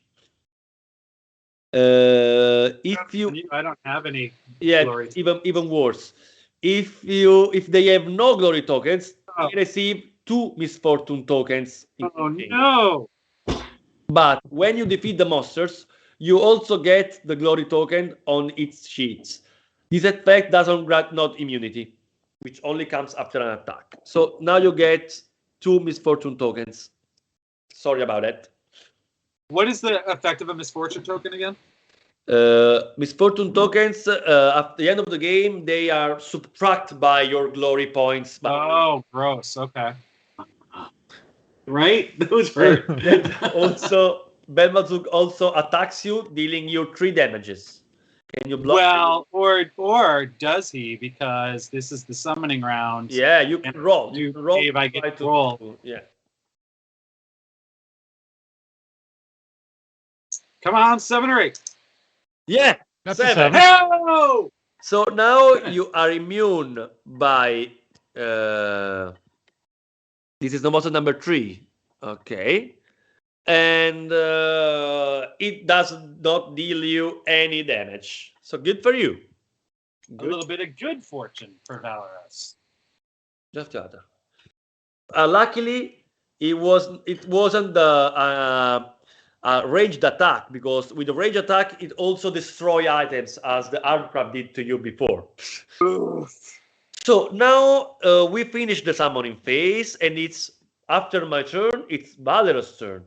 It is Valorous' turn. So revenge. Some says revenge is a cold dish. I say revenge is a dish you crush on your opponent's head. Oh, geez. That's correct? If that's how it works in Italy, I guess so. So let me also tell you that even though you have no weapons, you can still do if you are on the same tile of your monsters, you can still perform the unarmed attack, which deals as many damages as the strength tokens, the strength points you have. I mean, damages you deal thanks to the strength points on your track.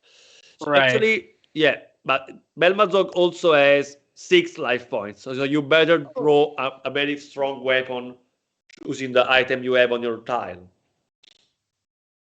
Yeah, okay, so that's the first thing I'm going to do is I'm going to pick that item up.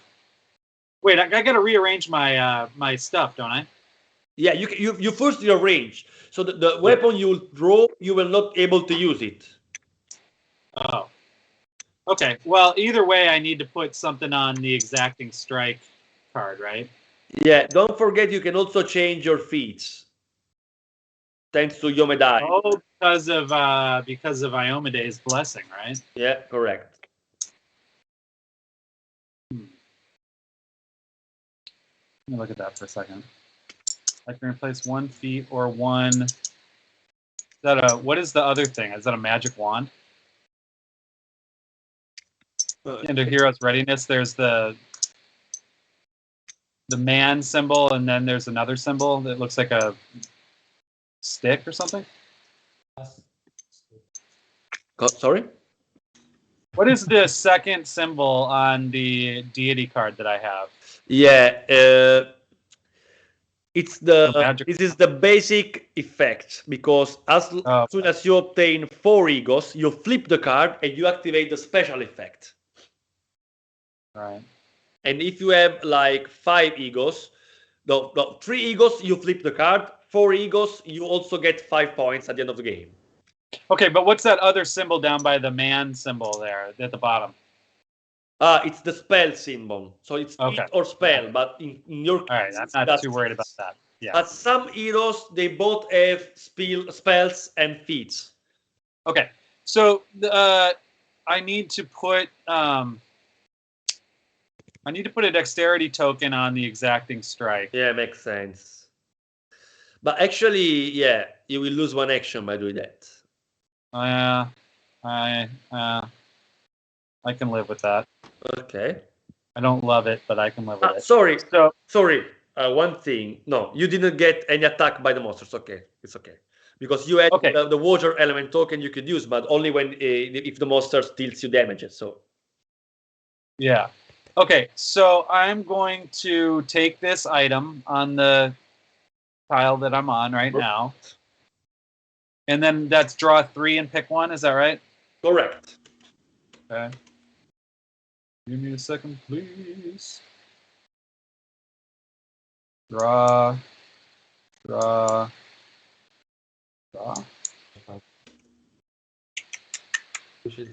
right, my options here are telekinesis long spear. That makes sense. That's interesting. Okay. Also, though, here, speaking of interesting, Adamantine Longbow. Oh. That's kind of interesting. Is 1 square away a ranged attack? I cannot see it because it's in your end. So if you put it on the table, I will be able to see and explain the perfect. Let's put it. There you go. Yeah. So it's 2 to 4 range, 2 actions to use it, and it deals 3 damages. And the coolest thing of this item, you see right under the class icon, there is a number. It's number 4, which is pretty low. And if you see, if this item has the lowest priority number among the ones in play for Valeros, he is immune to the monster's destroy items ability, because it's adamantine, you know? Yeah. Well, and it would be my lowest item, so I think that's the one I'm going to take. Che devo fare? Devo andare su Skype e chiudere la partita?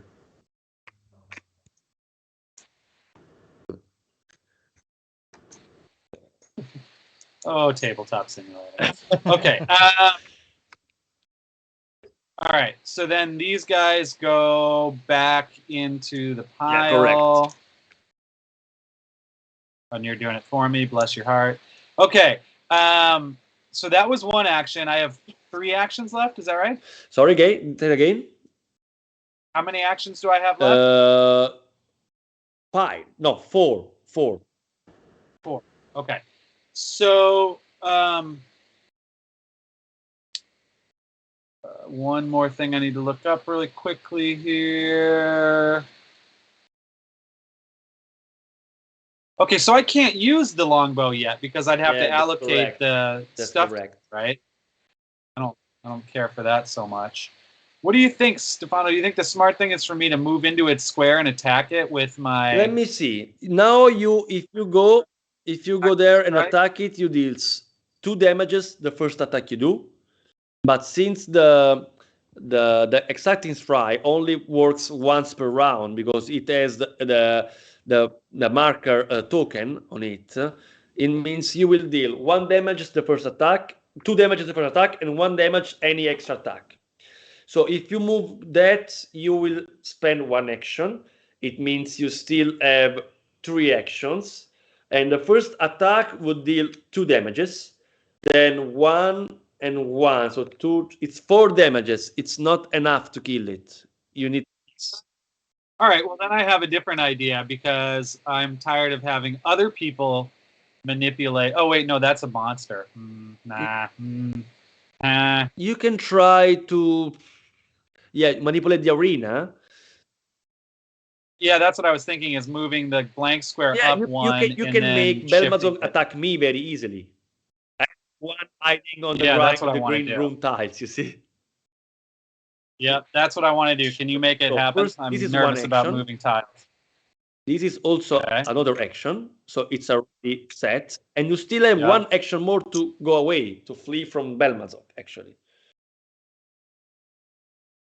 Okay, then let's do that. Okay, so at the end of your but sorry, I didn't tell you. No, there is a wall between me and Belmazog, so better to change your move, or it will not make any sense. Because the walls protects me. It was like this one, right? So better to it does, you have to do like that. So you have 3 actions. 1, 2, 3. Right. It's even better because actually using the Doom area, Belmazog, it's also it cannot attack you anymore. Right. Now, that being said, it's very easy for one of my opponents to move him right back next to me. So do I have any movement left? I mean, at least now Belmazog deals me, let me see, 6 damages, which is awful. I mean, love that. Am I done with that? So I actually block 1 damage because of this one, of the token. And thanks to my armor, I block 2 more damages. So I block actually 3 damages, and you score 3 glory points. And I am now immune by Belmazog until the beginning of your turn. So this is gone.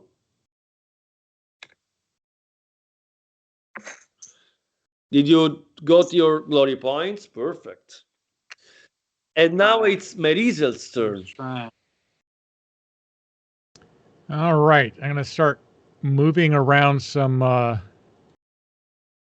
things to put on my weapons. So I need 1 of each for my crossbow. Whoops. And I just need, 1 strength for... I'm going to move the 1 from my walking walls onto my daggers. All right. So my first action is a free action. I'm going to pick up a strength from the tile I'm on. And grab a intelligence really got as well. Into the game mechanics, yeah? Yep. All right. So I'm going to pick up... I have 4 actions left? But if you pick this one, you have 5 actions now. So, All right. I'm going to pick another dexterity up. Let me help you here. Okay. Yeah. And also get a charisma. Okay. And now I have 3 actions left, right? Yeah, but 1 more because now you have 2. So you have you still have 4 actions. So that's 3 actions, 2 actions. Ooh. 1 action. But actually, no. But the troll is not on this tile. It's on Ezran's style. Oh, okay. Well then, I don't want to do that. But I will ask you. Oh. Oh, geez. I'll stop touching things. Okay. Correct. But you actually can. Wall can maybe kill the troll.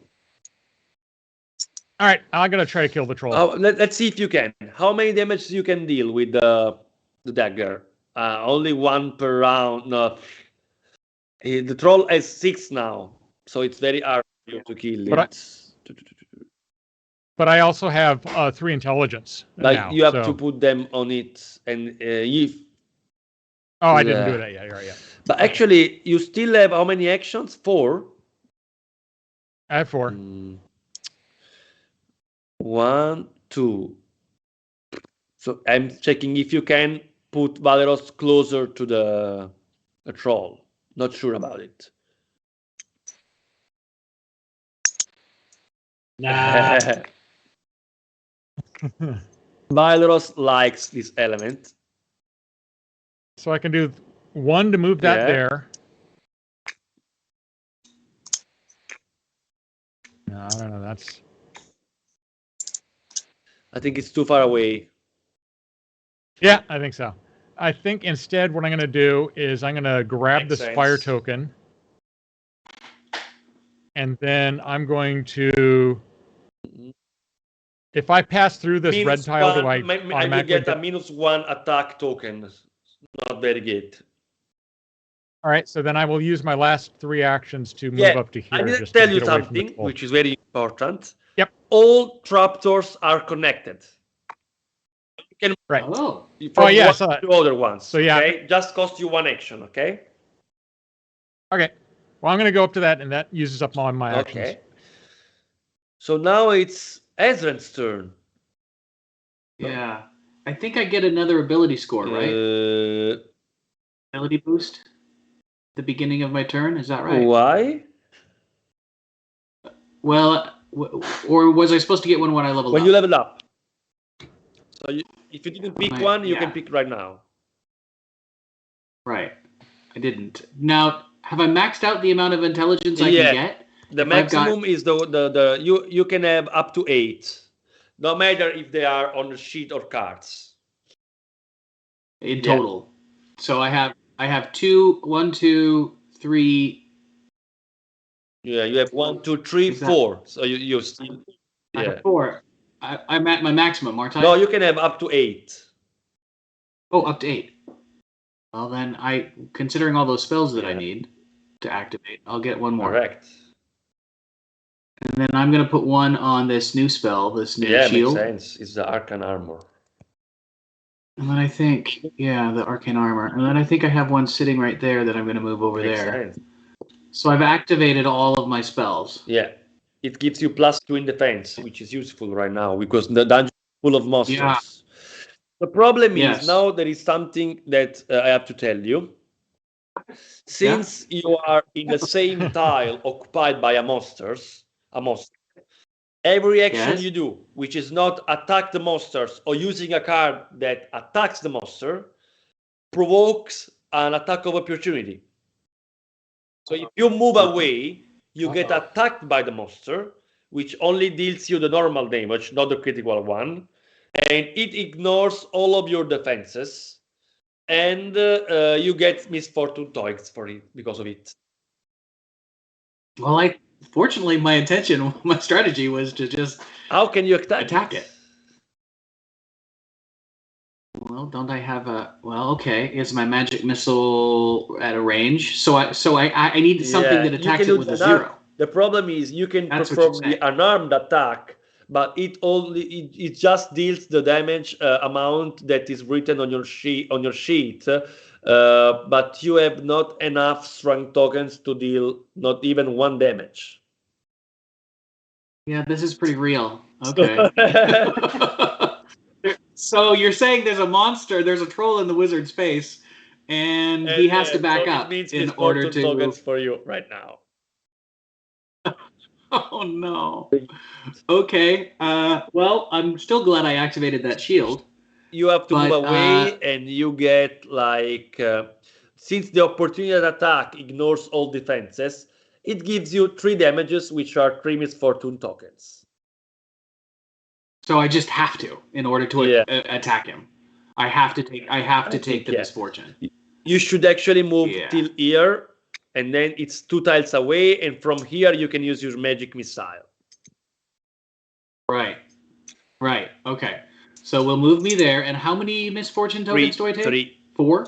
3. Yeah. 3. So one of these. Oh, those are accumulating. Okay. Still 3 actions. So that it was 1. It was 1 or 2 actions to move where I am now. You spend 2 actions to move to stride by 2 tiles. Okay, so now I have, I think, if 4 actions you spend left. your air token, it's correct. It's 3 actions if I don't spend it. And I do with my arcane missile, I do 2 points. It's not enough because since he attacked me, or I attacked you before, now it has a life point of 6. Right. So I need to attack it 3 times in order to do 6 damage. Which I can since I have. So my recommendation is left. Manipulate the arena to push the monsters away from you from now. Okay, but I think I can kill it. How can you kill it? Because you can deal 4 damages, and it has 6 life points. Can't I do 6? Because the arcane missile requires 2 actions to. Oh, that's what my It's not. It's 2 actions for the arcane, It's not 1 action action as for a the spell, arcane. but it also costs a lot of actions to use it. Right. So now it's best to move it away from me. That's my suggestion. Yeah. Because all my other spells are. you have defensive spells, so you can manipulate the arena, and So, for example, tell me. What about? I mean, just out of curiosity, there was that spell card that was the Magic Passage. If I had, back when I was in the same. You need to go here. Yeah, that's a smart move. That's and he would couldn't attack you me anyway, but because I'm leaving. Because we are fleeing actually. but now the wall protects you, which is way better. So let's add the marker token on the passage because. Which means out of my 5 actions, I still don't have enough to kill him. It gives me one more. It gives me one more action, but it's still not enough to kill him. Yeah. Well, let's slide some tiles around because that's really my only option. We've got. I don't like this, Aaron. Right? I think teamwork is not what this is about. I think I'm sliding it towards you. Where's Yeah. So that would mean so 1, 2. No, this is still 2. 3. This is still 2. I don't know. This is still 2. Nope. So it was. Let me. 1. Yeah. Okay. Yeah. Okay. So. 1. Oh. I don't remember what It's it was. okay. But that's fine.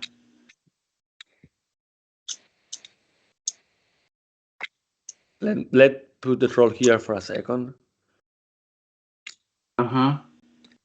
So I don't want to say it because it's painful. So everything was here, but right? I think you can easily put the troll next to me. Yeah, or me next to the troll, which is even better. Or maybe Merisiel also Merisiel. Right. No. Where are you? I am hiding on the green tile. I see. It's green on green, so I wasn't seeing. I like that. Our cleric made her stealth check. Okay, yeah, that's probably easier. So, I have to play that old kids game about sliding tiles. So Let's try. You go for me or Merisiel. You have to choose. Oh, let me try. Okay. You. So rude. On green. I'm so relieved to not be one of the options. Yeah. So how many? You have 5 actions. No, 4 actions. Yeah, 4. Or 5 if I want to spend my air. You can do that. You can do that for sure. Yeah. If I need to. I don't want to. I like those extra you can actions. create the situation when the monster attacks me. You have 1. Right, 1. 2. 2. Let me help you. Oops. 3. Yeah, 3. We'll put the troll on it later. Don't worry. We know where he is. 4. Yeah. I don't think I'm doing this efficiently. 4. No, that's not gonna do it, is it?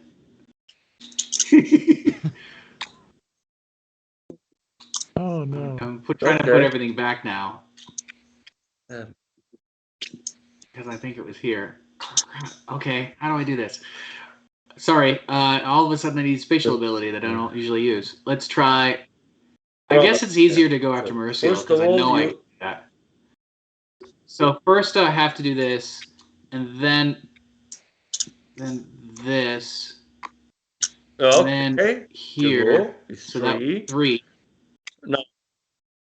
4. And then there's now you spend your fourth, token. Yeah. And you go 5. 4. And 2. 5. Now you go. Here you go. Okay. So that worked. I should get rid of my air token. So now the troll attacks Merisiel and deals her 6 damages. Wow. How many can you block, Merisiel? Well, I've got nimble roll, so that's +2. But is it activated?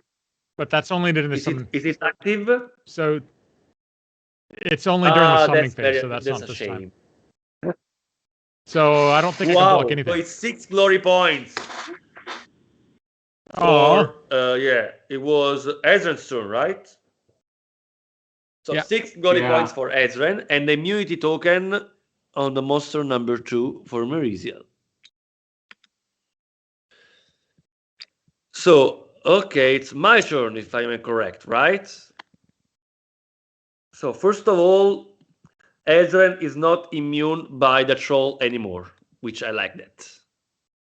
And Valeros is not immune by the Belmazog anymore. So now I want to attack. I managed to leave the troll next to me still. Damn it. Okay. You scored 6 points, which is very good, actually. But now I want to revenge because the Belmazog attacked me. So it's time to use my Searing Light, fresh, brand new spell. So I have 5 actions. The Searing Light costs me 2 actions and deals up 3 damages from 0-1 reach. So from where am I can spend 4 actions, and it is even 7 damages because I also have a +1, which I'm forced to use, even if I don't need it. So it's Belmazog is gone. Yeah, thank you for cheering. I mean, I'm glad the monster's dead, but boo that you got worried. So, Belmazog is dead. It means it gives me points, and I spent 4 actions of my 5 actions. I will collect points because the troll will attack you, which is the troll has no more 6 life points anymore because it was my color marker. It will have. I still have 1 action. So I go here and I take, and I take the +1 in defense. Mm-hmm. Okay, draw. And now the troll attacks you and deals you 6 damages. So it will have 6 life points again. Can you block some of these 6 damages? Now you can. Because you have the Arcan armor, right? Yeah, I've got the brooch, and so I can block 3 of the So I take a 3-point glory token. And I take 3 misfortune tokens. Yeah, I just get points. You don't.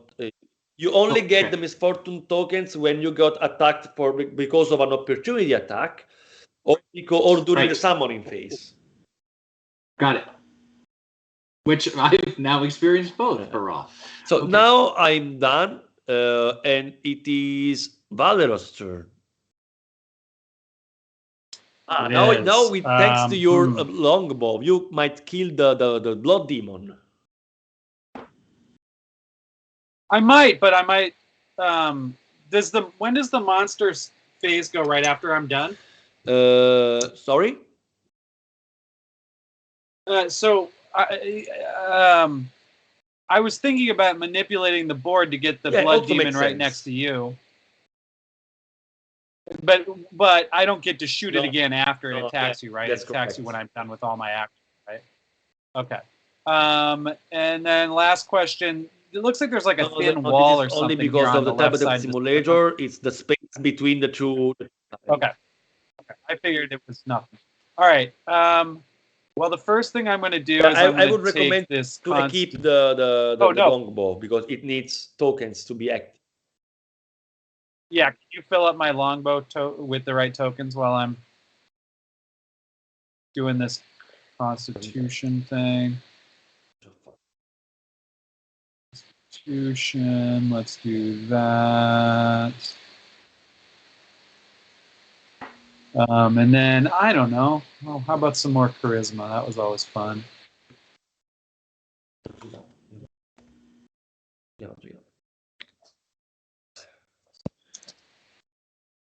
Okay, so I want to manipulate the board to pull the Doom Square.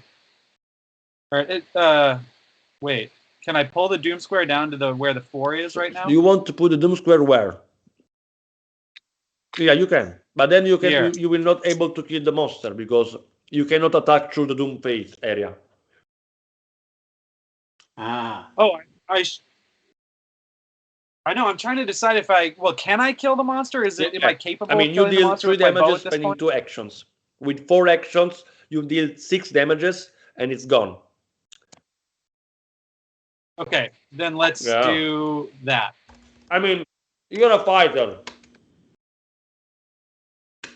You want to kill monsters, right? What? I do want to kill monsters. I'm Valoros. I kind of want to get something to get some points off of you too, my friend. But that's maybe a little bit later. I mean, but when we have a monster into your reach, I think you have to kill it. All right, then that's what I'm gonna do. So did you equip your longbow? I can do it for you if you want. Yeah, I wanted to do first the longbow. First, you have to add them. Let me check. Right, I thought you were doing that for me. Sorry. So 1 dexterity, 1 strength,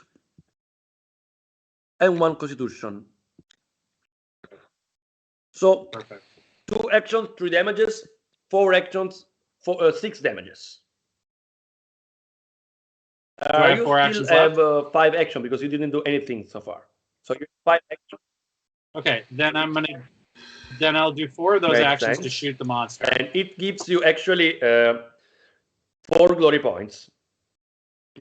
Not that bad. I'll take them. Not that bad. I still have 1 action, right? And I can't take this water because I already have it. If they kill the troll, more monsters will show up. So I would go away from the summoning tiles. Yeah, that's better what here. I'm thinking. There's a wall here, so you cannot go there. Where you want? I was gonna move. I can't. I think it's smarter to go there because you are close only to 1. Okay, that's what I'll do.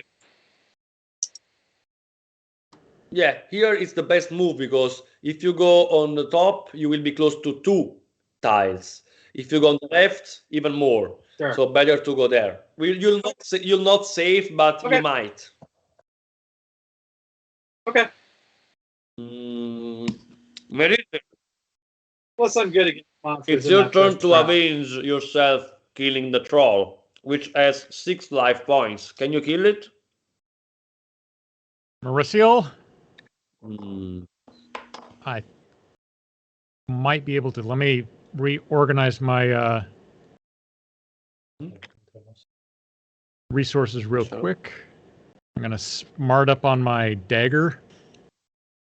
I need more items.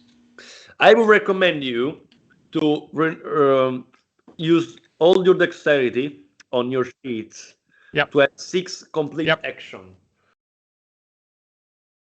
All right, so then I will move over to the troll tile. Yeah, I will.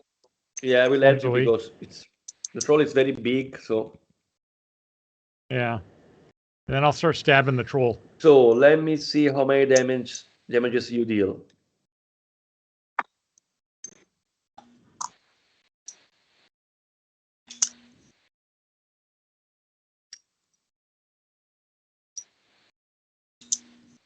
Okay.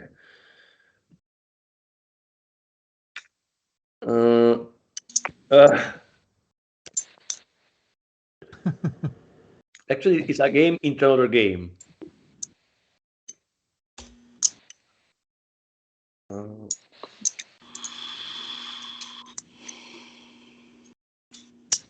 Okay.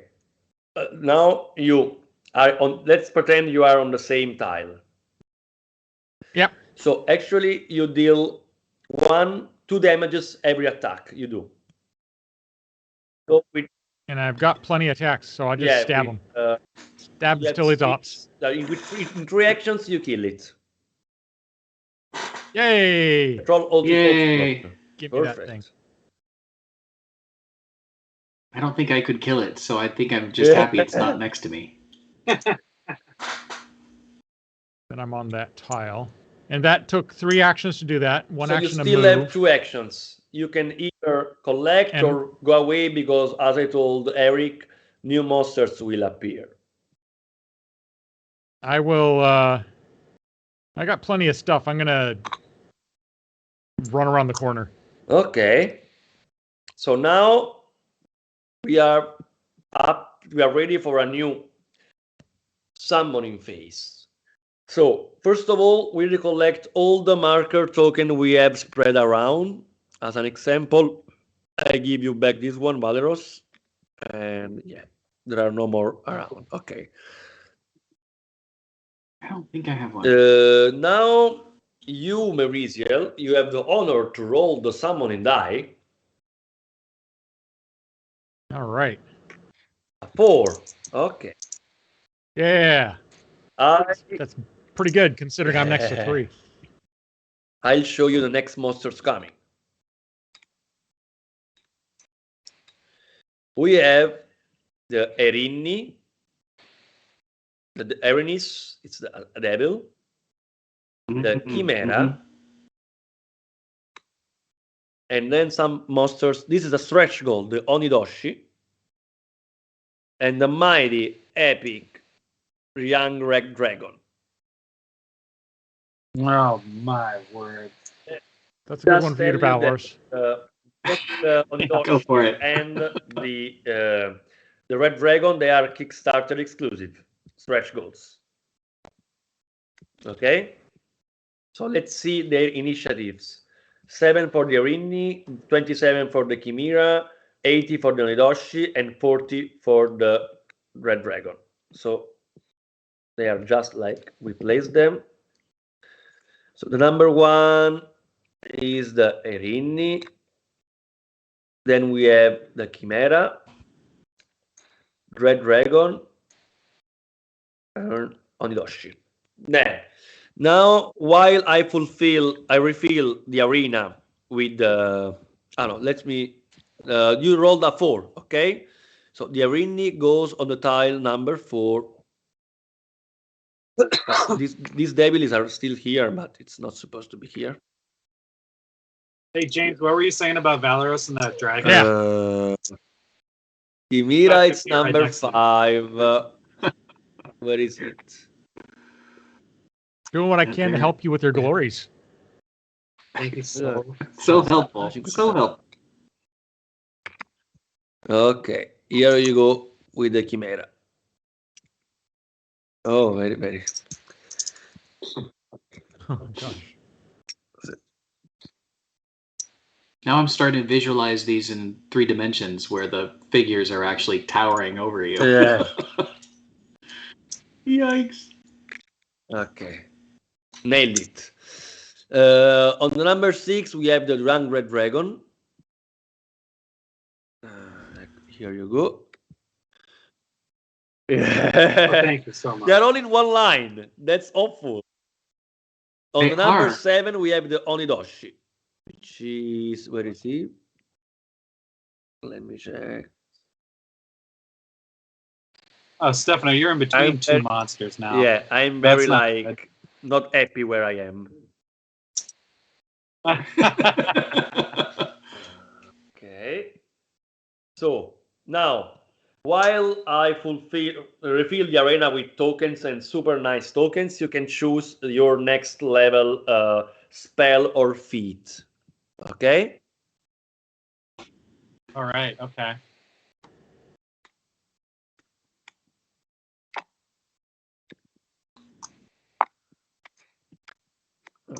Mhm. Are you guys having fun? Yep. Yeah.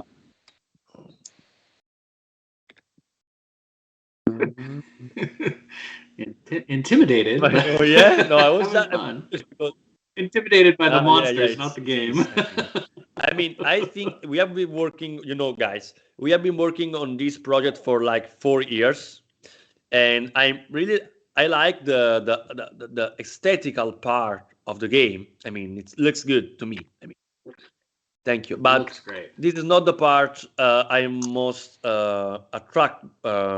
I'm most happy about, because I think the rule book, it's very like balanced. As you see, every player's even though it's asymmetrical, every player has the same chance to do things and to attack monsters and to score points, actually, even differently, because they do different things. Actually, they can do a lot. There's a lot of options to do, and that's the thing I like. Yeah, lots of options, lots of strategy, and a good amount of chaos. Yeah, at the same and time. actually, yeah, when you attack, you actually can decide. I mean, you can calculate stuff. Yeah. Okay, so it's not like a lot of dice rolling. You can calculate what you do, but you also have some a little bit of random, because you draw some cards. You see.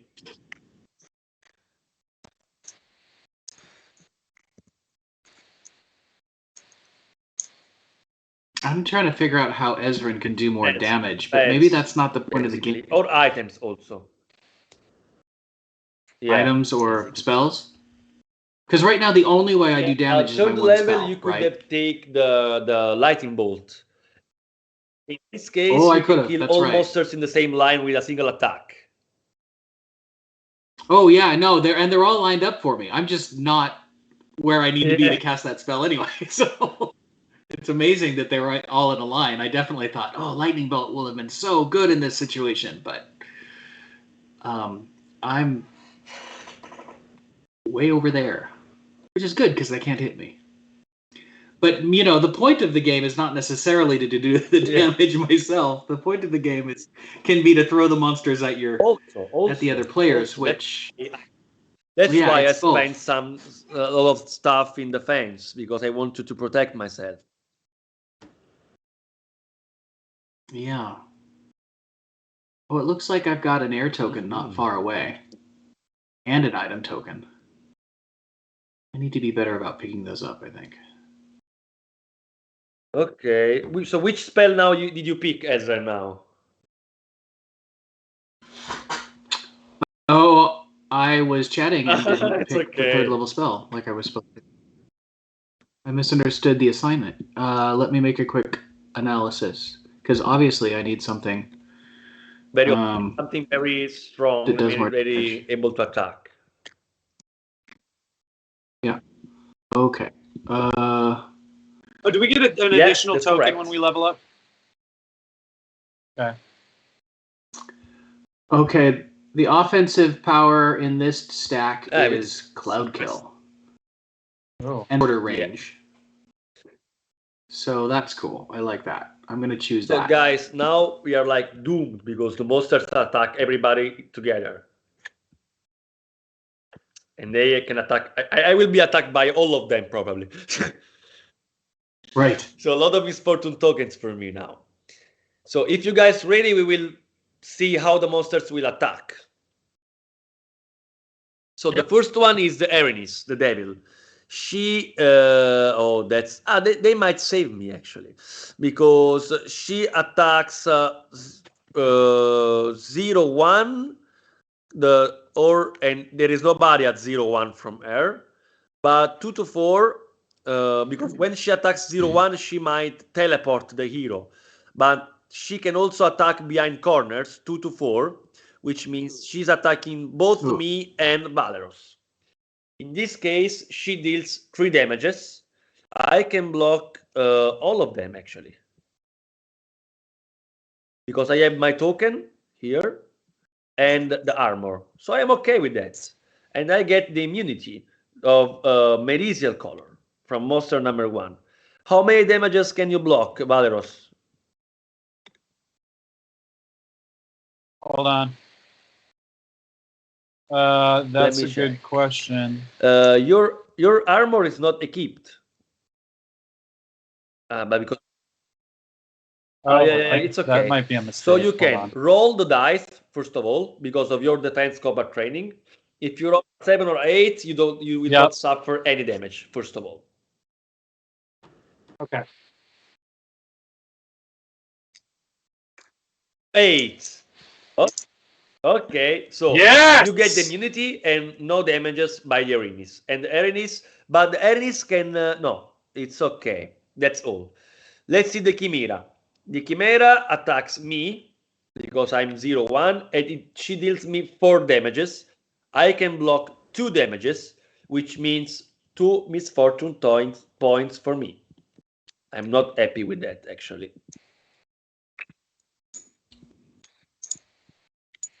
Okay, then since the Chimera, she has a very interesting, powerful attack. She attacks diagonally, 1-2. So Ezren is diagonally in her reach. So she also deals 3 damages to Ezren. Can you block some of them? I can block 3. So it's okay. Me and you get the immunity from the monster number 2. So marker token. Yeah, I already put it. Yeah. Okay, now let's pass for the young red dragon. So it has 2 attacks, 0 and 1. So with a 1 each attack, the dragon can attack Valeros, but you will not be happy with that. It deals 4 damages and it ignores all defenses. But if you roll 8, you're safe. A 7 or 8 or just an 8? Okay, yeah, well, let's see. Come on. Oh, now, That's but a now 2. you can spend your water token. Oh. Now it's you spend it again? and you reduce the dragon damages by 2. So it's instead of 4, it's just 2 damages. You can block 1 because of your adamantine plate armor, which means 1 misfortune token for you. Not that bad. Okay. And you also get the immunity in exchange. I think that's probably a good trade. Yes, not that bad. And Onidoshi attacks probably me, because everybody attacked me this round. 0-2, it deals 4 damages. I can block 2 of these 4, so 2 misfortune tokens for me. 1 and 2, and I also get the immunity from monsters number 4. And now it's Ezren's turn, right? Who killed the last monster? And the Onidoshi also is like the troll. Now it has 2+ in life points. Okay. Well, when you killed the last monster, wasn't it? Aaron, did you? Or wait, who's got the? It was the troll. So yeah, it was So Marissa. now it's Yep. Ezra's turn. Okay. Well, I do have this new spell to learn it's how the to cloud use. kill, right? Let's see. It's the cloud kill, and because it requires 3 intelligence tokens and 2 actions to use right. it. So, But 2 actions and 3 but intelligence. actually you stack all monsters within 1-2 reach from you, and you deal them 1 damage plus your magic modifier, which is how many intelligence token you have on your sheet. On the sheet, but not in total. So actually, so if I wanted to reallocate all my intelligence and get rid of my shield and my arcane magic, if I got rid of my magic passage and my magic missile. You can do that. If you want to use it, you have to spend 3 there. So you still have 2. So every 2 actions, you deal 2 damages to all monsters that are 1-2 tiles away from you. So it's kind of a trick. I mean, if it's the right situation, you can kill all monsters with a single attack. I mean, in a single turn. So most of these monsters are really tough, though. That's not enough damage to kill them. They have like 5 points, 6 points, 7 points, or 8 points in the case of the Giochi, because he also has the token. So I'm actually thinking about trying to just move away from the monsters to try to pick up some items and some good things. If I go away from them, one move back to the summoning tile, there's a strength token. Can I pick up all the things that are there? But it costs you more actions to pick. Right. So I'll get but I've got quite a few. So I've used 1 action, but I can pick up the this item. Okay.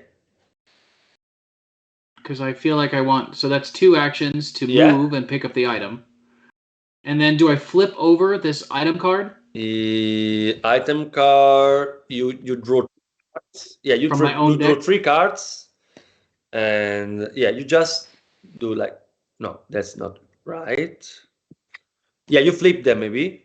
No, you flip all deck like that. Yeah. So you have to draw them actually. I will help you. No worry. Oh, okay. I have to draw from the. There it is, right?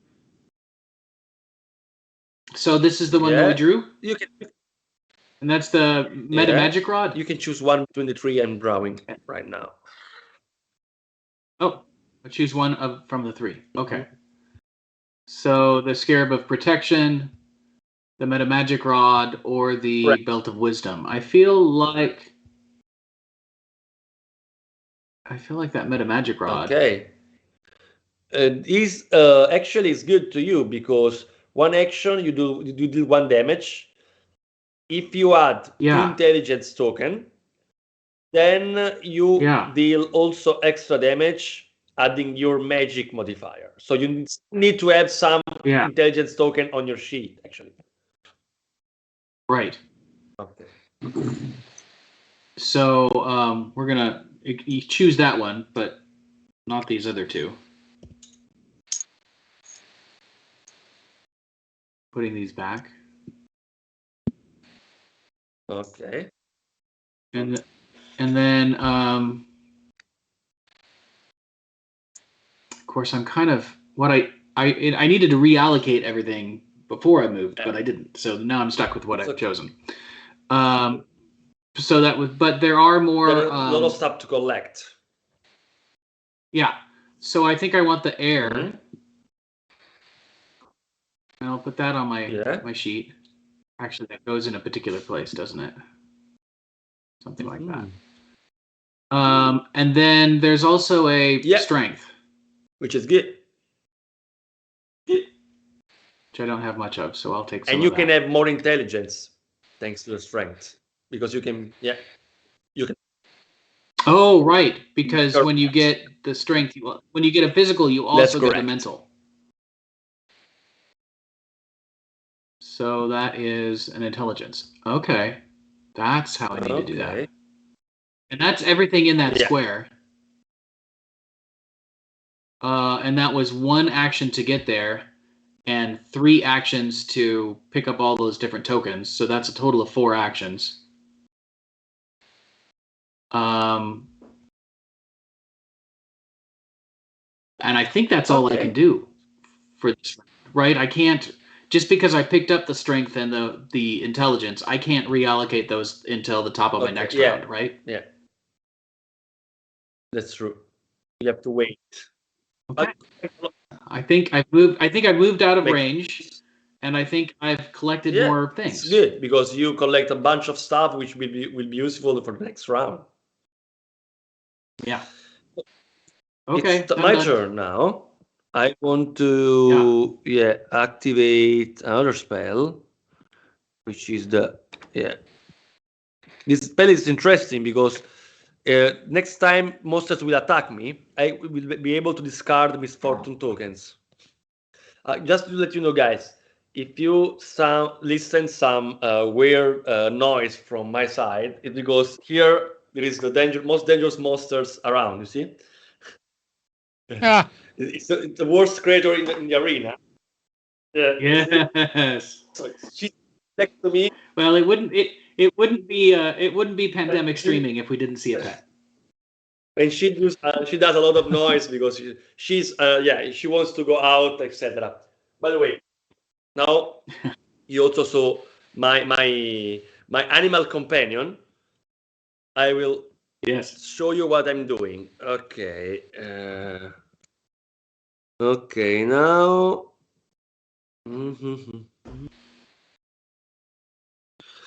Okay, since I have the Searing Light spell, by spending 2 action, I can deal 3 damages to a monster which is 0/1 to mine reach, which is not bad because I have the Chimera, and so with 4 actions, I kill the Chimera. Wow, very straight. So the Chimera is gone. So, okay. I still have 1 action I can use, and I will move here using my let me check. Yeah, my Ethereal Jaunt. Better to go away. And now it's Valero's turn. Okay, I got a couple of important questions for you. Question number 1: can I use a ranged weapon to fire at the Iranese through the red dragon square? I think yes. Yes. Okay. Second question: can the dragon attack through walls? The attacks somehow I had a 0/1.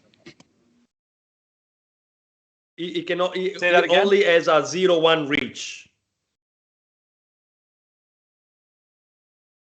Yeah, but I don't have a lot of You also options. attack 360 degree, so it's very painful.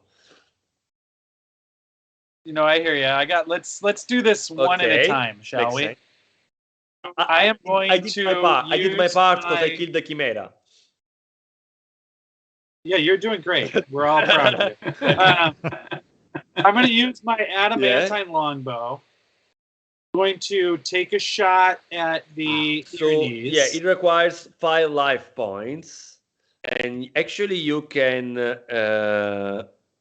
You need to use it twice because you do 3 and 3, 6, even more than needed. But wait though, because check out the 4th level power that I have. There's a chance that I could do ×2 damage if I roll a 6 or higher. That's correct. So that's what I want to try to do. Let's just do it one shot at a time. You really I entered the mechanics of the game, and you're really now are like into Valero's mood. So you can roll now. I just did, and I got a 2. So unfortunately, I mean, you can use this ability once per round. So we mark it using a marker token, and now you can performing 4 actions. You will defeat the devil. I have to do 4 actions to and do you that? still have 1 action. So this is done. Okay, so let's do that. Okay, Let's kill the it devil. gives you 5 glory points. Not bad. Awesome. How long does my dragon immunity last from last time I was Which cast? color is the marker? Merisial. So until the beginning of Merisial's turn. Okay, so that's great. So I do have 1 more Yeah. turn, yeah? Yeah, I will give you a tip. Remember, Okay, I might be what I was about to say, but let's no, hear what my your tip is wrong. Just because the monster attack through walls. This monster. So yeah. Yeah, exactly. I think I'm going to move to the trapdoor Okay. tile for next round. So now we give Merisial back all the marker of her color we collected. Yay, markers. So I lost all my immunities. Oh. More You misfortune. too. Okay. All right, so I've got what, 5 actions? Yeah. So, I'm going to move to the trapdoor, and then I'm going to go through the trapdoor to here yeah. for 2, 3, and 4, and then I'm going to get the Desma Wow. card. Eddie. Naturally. So predictable, yeah? Yay. Yeah, just put it here maybe when so we Yeah. Here we, Oh, right there. Okay. how many ego you have? I got what, 5? 5. So as soon as you get another charisma, you can flip it. Okay. Okay.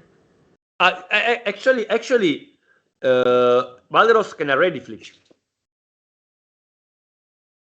So yeah. Oh, okay. Now you have the Hero's Mastery. So during the hero phase, you can replace every time during the hero phase, you can replace a feat and add token on it. That's very powerful.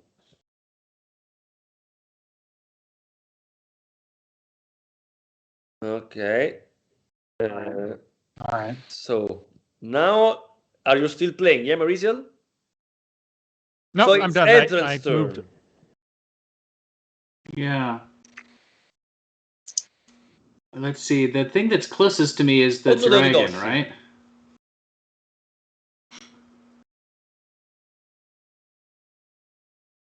Oh.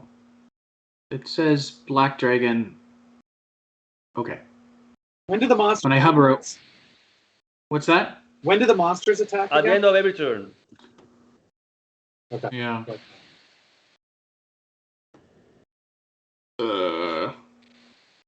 Okay. I'm gonna move.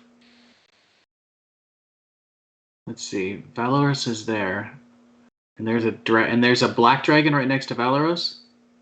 Red dragon, and it's going to attack me very short. Right, and okay, and then this other creature is near. Can I move? Let's see. If I want to move through a wall, I need to. It's an extra action because of my spell. Let's see. Oh, what's going on there? If I zoom in on this spell, it's Slide Strike, activating a card through a wall, as long as it's not rotated and moved by 2 adjacent walls. So I think I can move here. If I move here, is that 1 or 2 actions? Through the wall? Through the wall. Let's check on your spell card. It's 1 action. But you have to mark the fact that you used the spell with the token. Uh-huh. I did it for you. Actually, I think I'm gonna try a different technique. I'm not gonna do that. Okay. Sorry.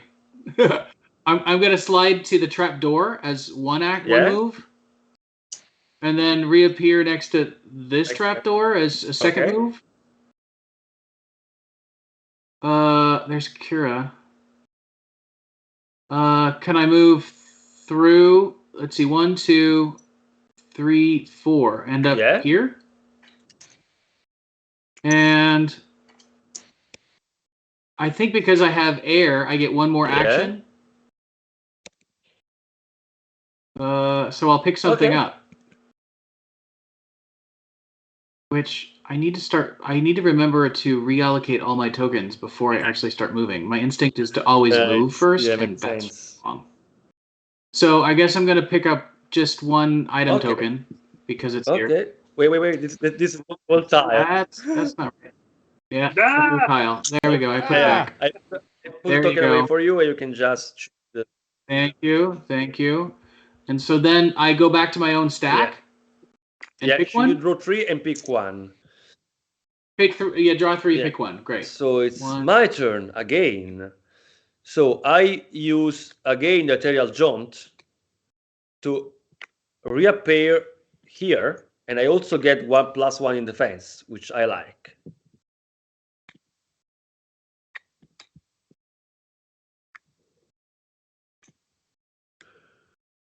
Then I use 4 actions to deal. This also that Onidoshi now it's 6 life points, so I can kill it again. Okay, and I spent 5 actions actually. Then at the end of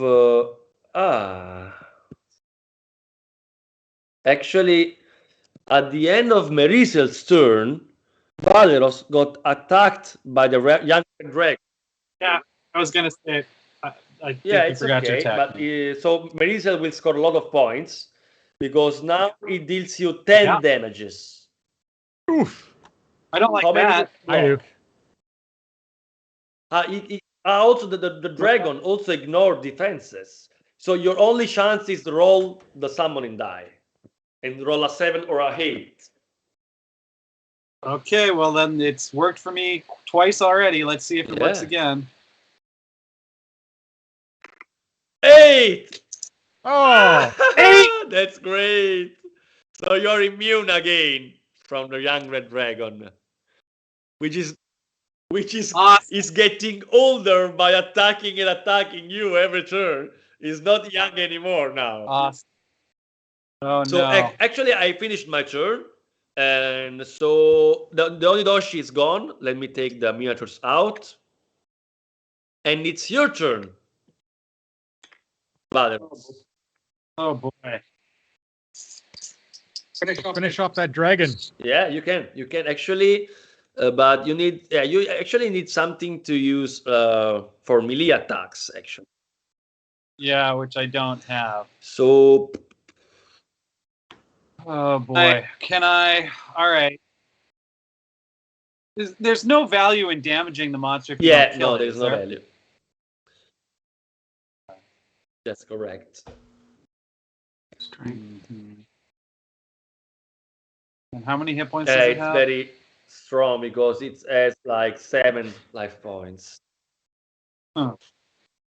Yeah.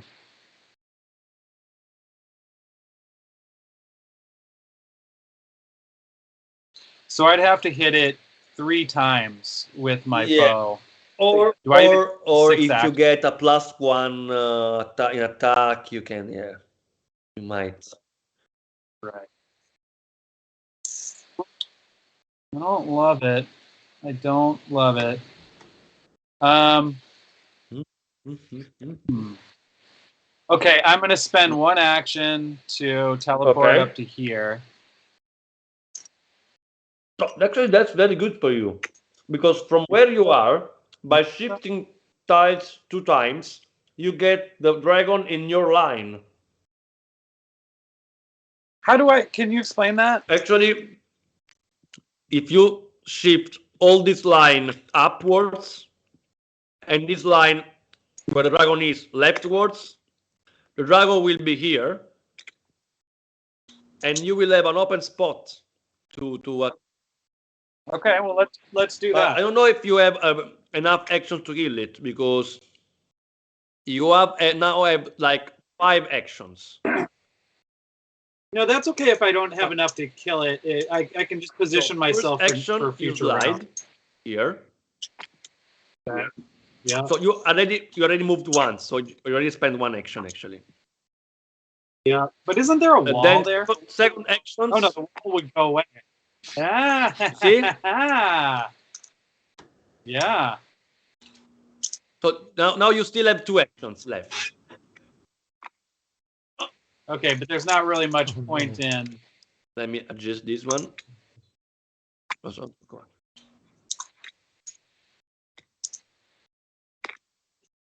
on. Does it cost an action to No. pray at the shrine? So could I move with my 2 actions? But down to you the can shrine? only have 1 deity's favor for the rest of the game. Which deity is this shrine that I Torag. can't quite see it on my screen? Torag. Which one? The dwarf Torag, the dwarven god. I know which. Ooh. Does the dragon have a line of sight attack on No, me where I am because right he now? only has a reach of 0-1. It deals a lot of damages, but not very far away from him. Okay. Well, then I guess I'll use my 2 just to Okay. kind of move here. I don't really know why, but that's what I'm doing. Okay. So it's Melissa's turn. All right. So that's not. I 6 move life points. to Get more intelligence so I can do more damage with my spells. 3. Let me remember that you have to rearrange all your tokens before you move. Yes. Right. I'm gonna do 5 moves to there, and then as a free pickup, I'm gonna pick up. Okay. I'll pick up this item. Okay. So now it's Ezra's turn. Right. So now I need to rearrange all my tokens. Yeah. My magic passage is sometimes useful, sometimes not. I'm gonna let's see. I think that now we will be able to kill the dragon with Arcane Missile. With the missile. Yeah, because how many damages you deal with 6 actions? 2. Oh, 6 actions. Yeah, with 6 actions, I can do 6 damages. 6 damage with a range of 2 to 3, right? Enough, because it has like 1, 2, 3. Yeah, so I think I can kill the dragon. No, because it has 7 life points. It has 7 life points. I'm hovering over it. It says 6, but it doesn't. It has 7. Okay. Just because of 1 life points, you don't kill it. I see. Yeah, the card says 7. Yeah, you look at the card, it Yeah. says 7. Darn. Darn is right. Okay, so I can't get any more actions. The most damage I'm ever going to do with Magic Missile. Maybe you can kill it with Cloud Kill. Maybe. Cloud Kill is all monsters within 1 or 2 squares, so I'd have to advance 1 square through the red, which doesn't sound right. And then I do 1 point. No, it's not for every point that I have in my. No, it's not enough. Not enough. I mean, because I can take intelligence points and stack them up, right? Yeah, because but it's still better the Magic Missile if you have but you need 1, 2, 3, 4, 8 5, actions 6. Yeah. to do that. I mean, so I don't think I can attack this round and kill it. No, you need to collect more tokens to be able to attack it later. So I'm standing in this summoning tile. Yeah. And there's a ton of little things near me, which will help. So I can pick up Dexterity, I would say. Dexterity and Constitution. I think they're both. Yeah, there. and so you can get 2 tokens of your choice. Right. So if I pick up the Dexterity token and put it. Yeah. Oh, I need to put it on my card. And also pick Intelligence. Okay, makes sense. And then I pick up the the Constitution and more intelligence. Yeah, I'm just trying to. Yeah. And, At the end of the game, every 3 ability tokens you collect, you score 1 glory point. Okay. So I picked up the Constitution. And more intelligence, I think. And 1 more intelligence. Thank you. So now I've got 2 more intelligence points to play with. Yeah. And, well, I don't quite have these dexterity and constitutions in the right place. But, Okay, Dex is great, thank you. Now, I do have these new cards, and some of them require... But anyway, I can't rearrange them until next turn. But, yeah, so really that's the end of... Well, I mean, I've picked up 2 things. So that's 2 of my 6 actions, right? You can have one more Constitution, which is still here. Yeah, and I can only have a total... Yeah, why don't I do that? That's never a bad idea. You cannot have more intelligence because you are the limit. At the limit, you already have 8. So you can have something else. Wisdom or charisma. Yeah, why not? I think one of my other... I think Scarecrow of Protection... I'm trying to see what some of these other things need to activate. It's all my spells are intelligence, of course. Sure. The brooch is Constitution. The Metamagic Rod, is that a strength? Is that an arm? Is that strength? No. I don't think I need any other stats to activate those cards, but I'll choose well, charisma will help me get a... Yeah, I mean, at the end of the game, every 3 ability token, score 1 point.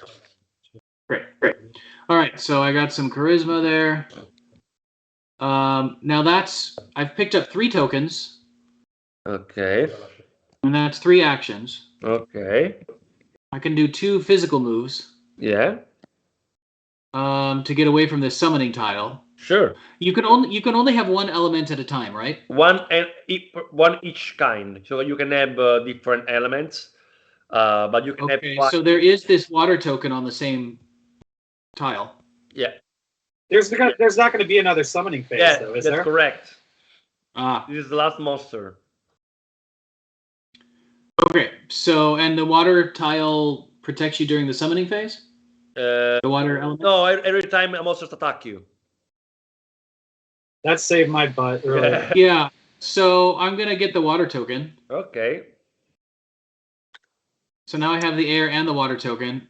And that's 4 moves. And now I want to get away from this summoning square. I guess I can move to the shrine tile. Yeah, you can. But Aaron, you know nothing's going to come back into that square, right? Right, true. So I'm probably safe there. Which shrine is it? Let's see. That's okay. Has anyone gotten his yet? No. Okay, well I'll move there just because maybe it'll put me in a position to get the shrine later. And is it 1? How much? What does your charisma need to be to pick that up? 2 ego. 2 for charisma. Okay, not there yet. All right. Well, I've moved out of the way, and I now have a lot more intelligence to be able to reallocate next round. Makes sense. To actually attack things. Okay, let me check if I can kill the monsters. I am up to 6 actions. So 1. If I go here, it's 1. That's still 5. But I cannot because I need to deal 7 damages. I need 6 actions. So I cannot kill it. So I go here and I collect. So 1 strength. And I take charisma. Then 1 constitution.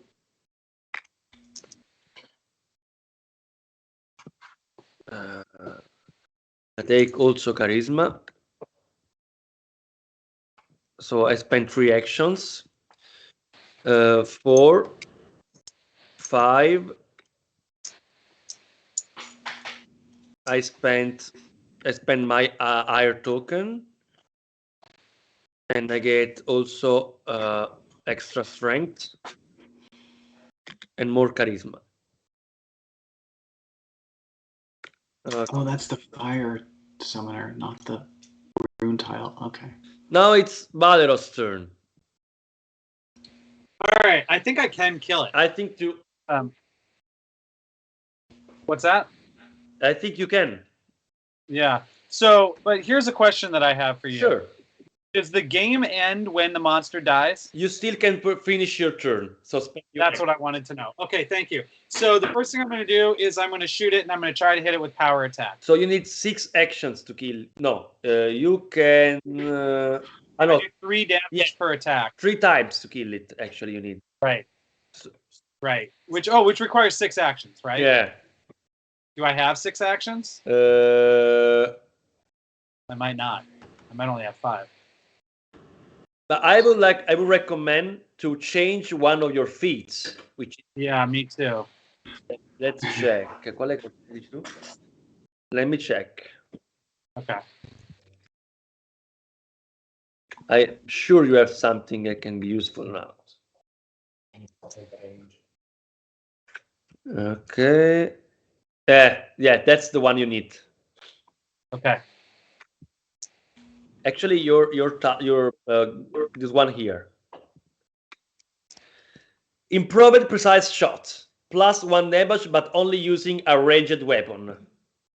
It seems to me great. that the longbow is a ranged weapon. It seems to me that So you are it correct. seems to me you killed the dragon. Yay! Well, but wait. Let's figure out if the power attack does more damage, because that will determine how many actions I have left. So by using 4 actions, you deal 6 damage +1, so just 7 damage for 4 actions. So you still have 1 action. Are you there? Yeah, no, I'm there. Okay, I guess I hear what you're saying. Okay. Well, there's not much I can do with 1 action. You I can, guess you, I'll you can pick just- an ability token, which every 3 you get 1 glory points at the end. Don't have to spend a thing to pick an ability token? No, you have to move to go there. Yeah, so no, you cannot. Yeah, no, you cannot do anything. Yeah. But actually, you scored Yeah. like 7 points by killing the mighty dragon. Right. Awesome. Okay. Well, then I just use my last action and just like celebrate. So Finger the guns. game is over. Let's count glory points. So I have a lot of misfortune which is like 4. But I also have 3 glory points. So I have -1. Then, because I killed all these monsters here, I have so -1 +5. It means +4. +4 is 8. +6 is 14.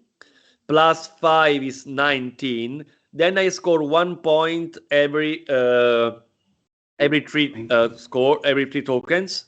So 19 +3 +1 is 20, 21, 22, 23, 24, 25, 26. Plus, since I have 1 rune token, I can cancel 1 misfortune token. So, ¿cuánto estaba? So I'm 26 now. 37. I am 27. So let's mark 27. Let's mark it. Okay. So I'm 27. Valeros, you have 3 glory All right. points and 1 misfortune point. So it's a +2. Then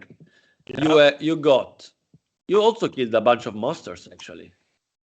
Yeah, you had the I fire. So good of you. So 7 points for the dragon. So you go to 10. 4 for the demon. So it's 14.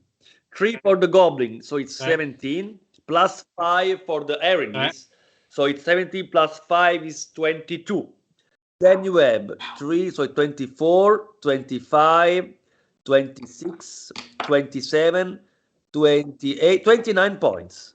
So now you are the leading All player. right. 29 Oh, points. boy. Let's Okay. see Merisiel. Merisiel's, she has 4 glory points and no misfortune. Very good. She killed Nice. the troll, which is 4, so it's 8. Then let's see the score, the ability token. So it's 8, 9, 10, 11, 12, 13, 14 points. Yay! And let's see Ezren. Ezren has both glory points and misfortune ones, so it's a +4, just counting the glory points. 4 plus Wow. the points given by the Uncraft, which are 4, so it's 8. 8. So Then 8. 9, 10, 11, 12, 13, 14, 14 points for Ezren. So I think Valeros won. I think so. Yeah. Well done, Eric. Yeah, Thank Hey. you. he played very good, like attacking all monsters, and Yeah. Adamantine Longbow was very a good choice. Yeah, that was a good item, but I think that the clutch one for me was the reflexes thing that allowed me to avoid the Yeah, damage on a That's 7 true. or 8. I It hit that saved twice. you. Yeah, would've- you got lucky a That couple of saved me a times. lot of minus misfortune Yeah, points, that would that's have for sure. that one would have gotten me like what 10 points if it had got you. Yeah, that would have been real. I mean, real Valeros is the only one who has some cards that it's more random because you roll the dice, but it also applies to the character because it's more like sometimes Valeros, you know better than me. It takes risks, you know. That's right. Some days he's a little bit more, a little bit drunker than other It's days. okay. And those days It's right. don't work. It's right. So you guys enjoyed the gameplay? Yeah, that was fun. I think it would be even more fun with the cardboard and plastic pieces. Yeah. Because whereas I don't think I struggled at all with the game mechanics, the tabletop simulator on a trackpad laptop is a little bit of a challenge from time to time. So the thing that this made me want to do is play the real game, which I think I'd call that a success. That's great. Yep, for sure. The sliding mechanism, actually, with the real one, the real tiles, you don't need to take tiles one by one. You just slide all of them together. Right. I thought that dynamic was really interesting, the sliding the dungeon. Yeah, actually, this game it based itself on 2 big dynamics: the engine building mechanism that you have on the character sheet, right, rearranging all your items, and the sliding mechanism. If you master both of them, as you did, actually, you win the game. Actually. Yeah, you're building a character, and then you're also using strategy and tactics on the board. Yeah, that's the idea we Great. try to recreate. I mean,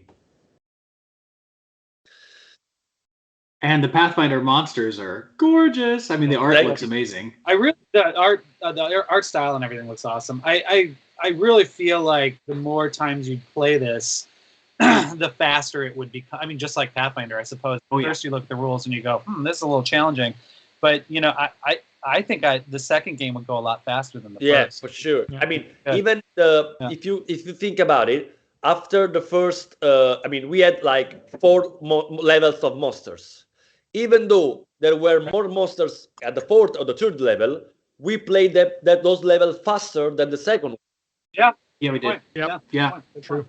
So I do think this would get to be the point where the game itself would actually be, relatively quick. I think we've been doing it for about a couple hours, an hour and a half. It could be between 60-90 minutes real time. Yeah, that sounds about right. Yeah, cool. Yeah, once you've played it once, you could bring it down to 60-90 minutes. Yeah. 2-player game, even less, maybe 45 minutes. Yeah. Sure. Cool. Well, thank you. Thank Thank you for joining me and for helping me show to all our viewers how the game works, how the game, proceeds. I hope that everybody enjoyed our gameplay and managed to understand the game mechanics, which seems they might seem hard in the beginning, but when you start playing, they are very like smooth, I think. Yeah, I agree. Yeah. Absolutely. Fun. All right.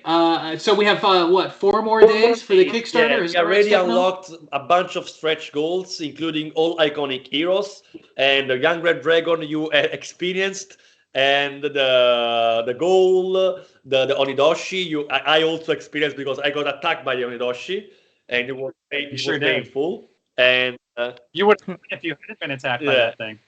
Well, we're definitely keeping everybody up to speed on Twitter with the state of the campaign, and I know you have a Giochi Unit Facebook page as well as a Pathfinder Arena group on Facebook. Yeah.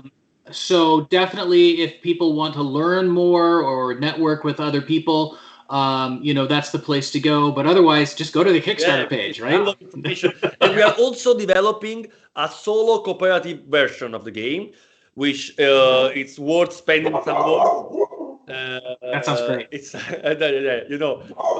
my animal companion agree on that. Actually, the game, the solo cooperative version, it's you have a limited amount of round you have to use as a team to defeat monsters, but monsters are controlled by an artificial intelligence, AI, deck-driven AI. So monsters will move following the directions driven by a deck of cards. And there will be also the guys, the designers are developing. There will be also like mini quests and campaigns in order to bring every level more actions, more things to do, like kill those monsters in a limited amount of time.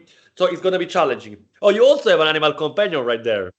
I do. I wanted to show off my animal companion, Percy, too. All He right. really wants to play this game, Yeah. so he's That's excited great. too. Yay! There's a dog here. Okay, c'è un cagnolino. All right. Well, yeah, I can really imagine that at the next physical PaizoCon or physical Gen Con, we're going to see Pathfinder Arena being played in person. It's Yeah, looking For gonna be sure, great. for sure. We will have a live play with, around a real table with without dogs around, but all plastic figures. And yeah, we'll have fun. We'll have fun. Cool. All right. amazing. Cheers. Thank you so much. For watching, Thank you. and see you soon, okay? Ciao, ciao. Ciao.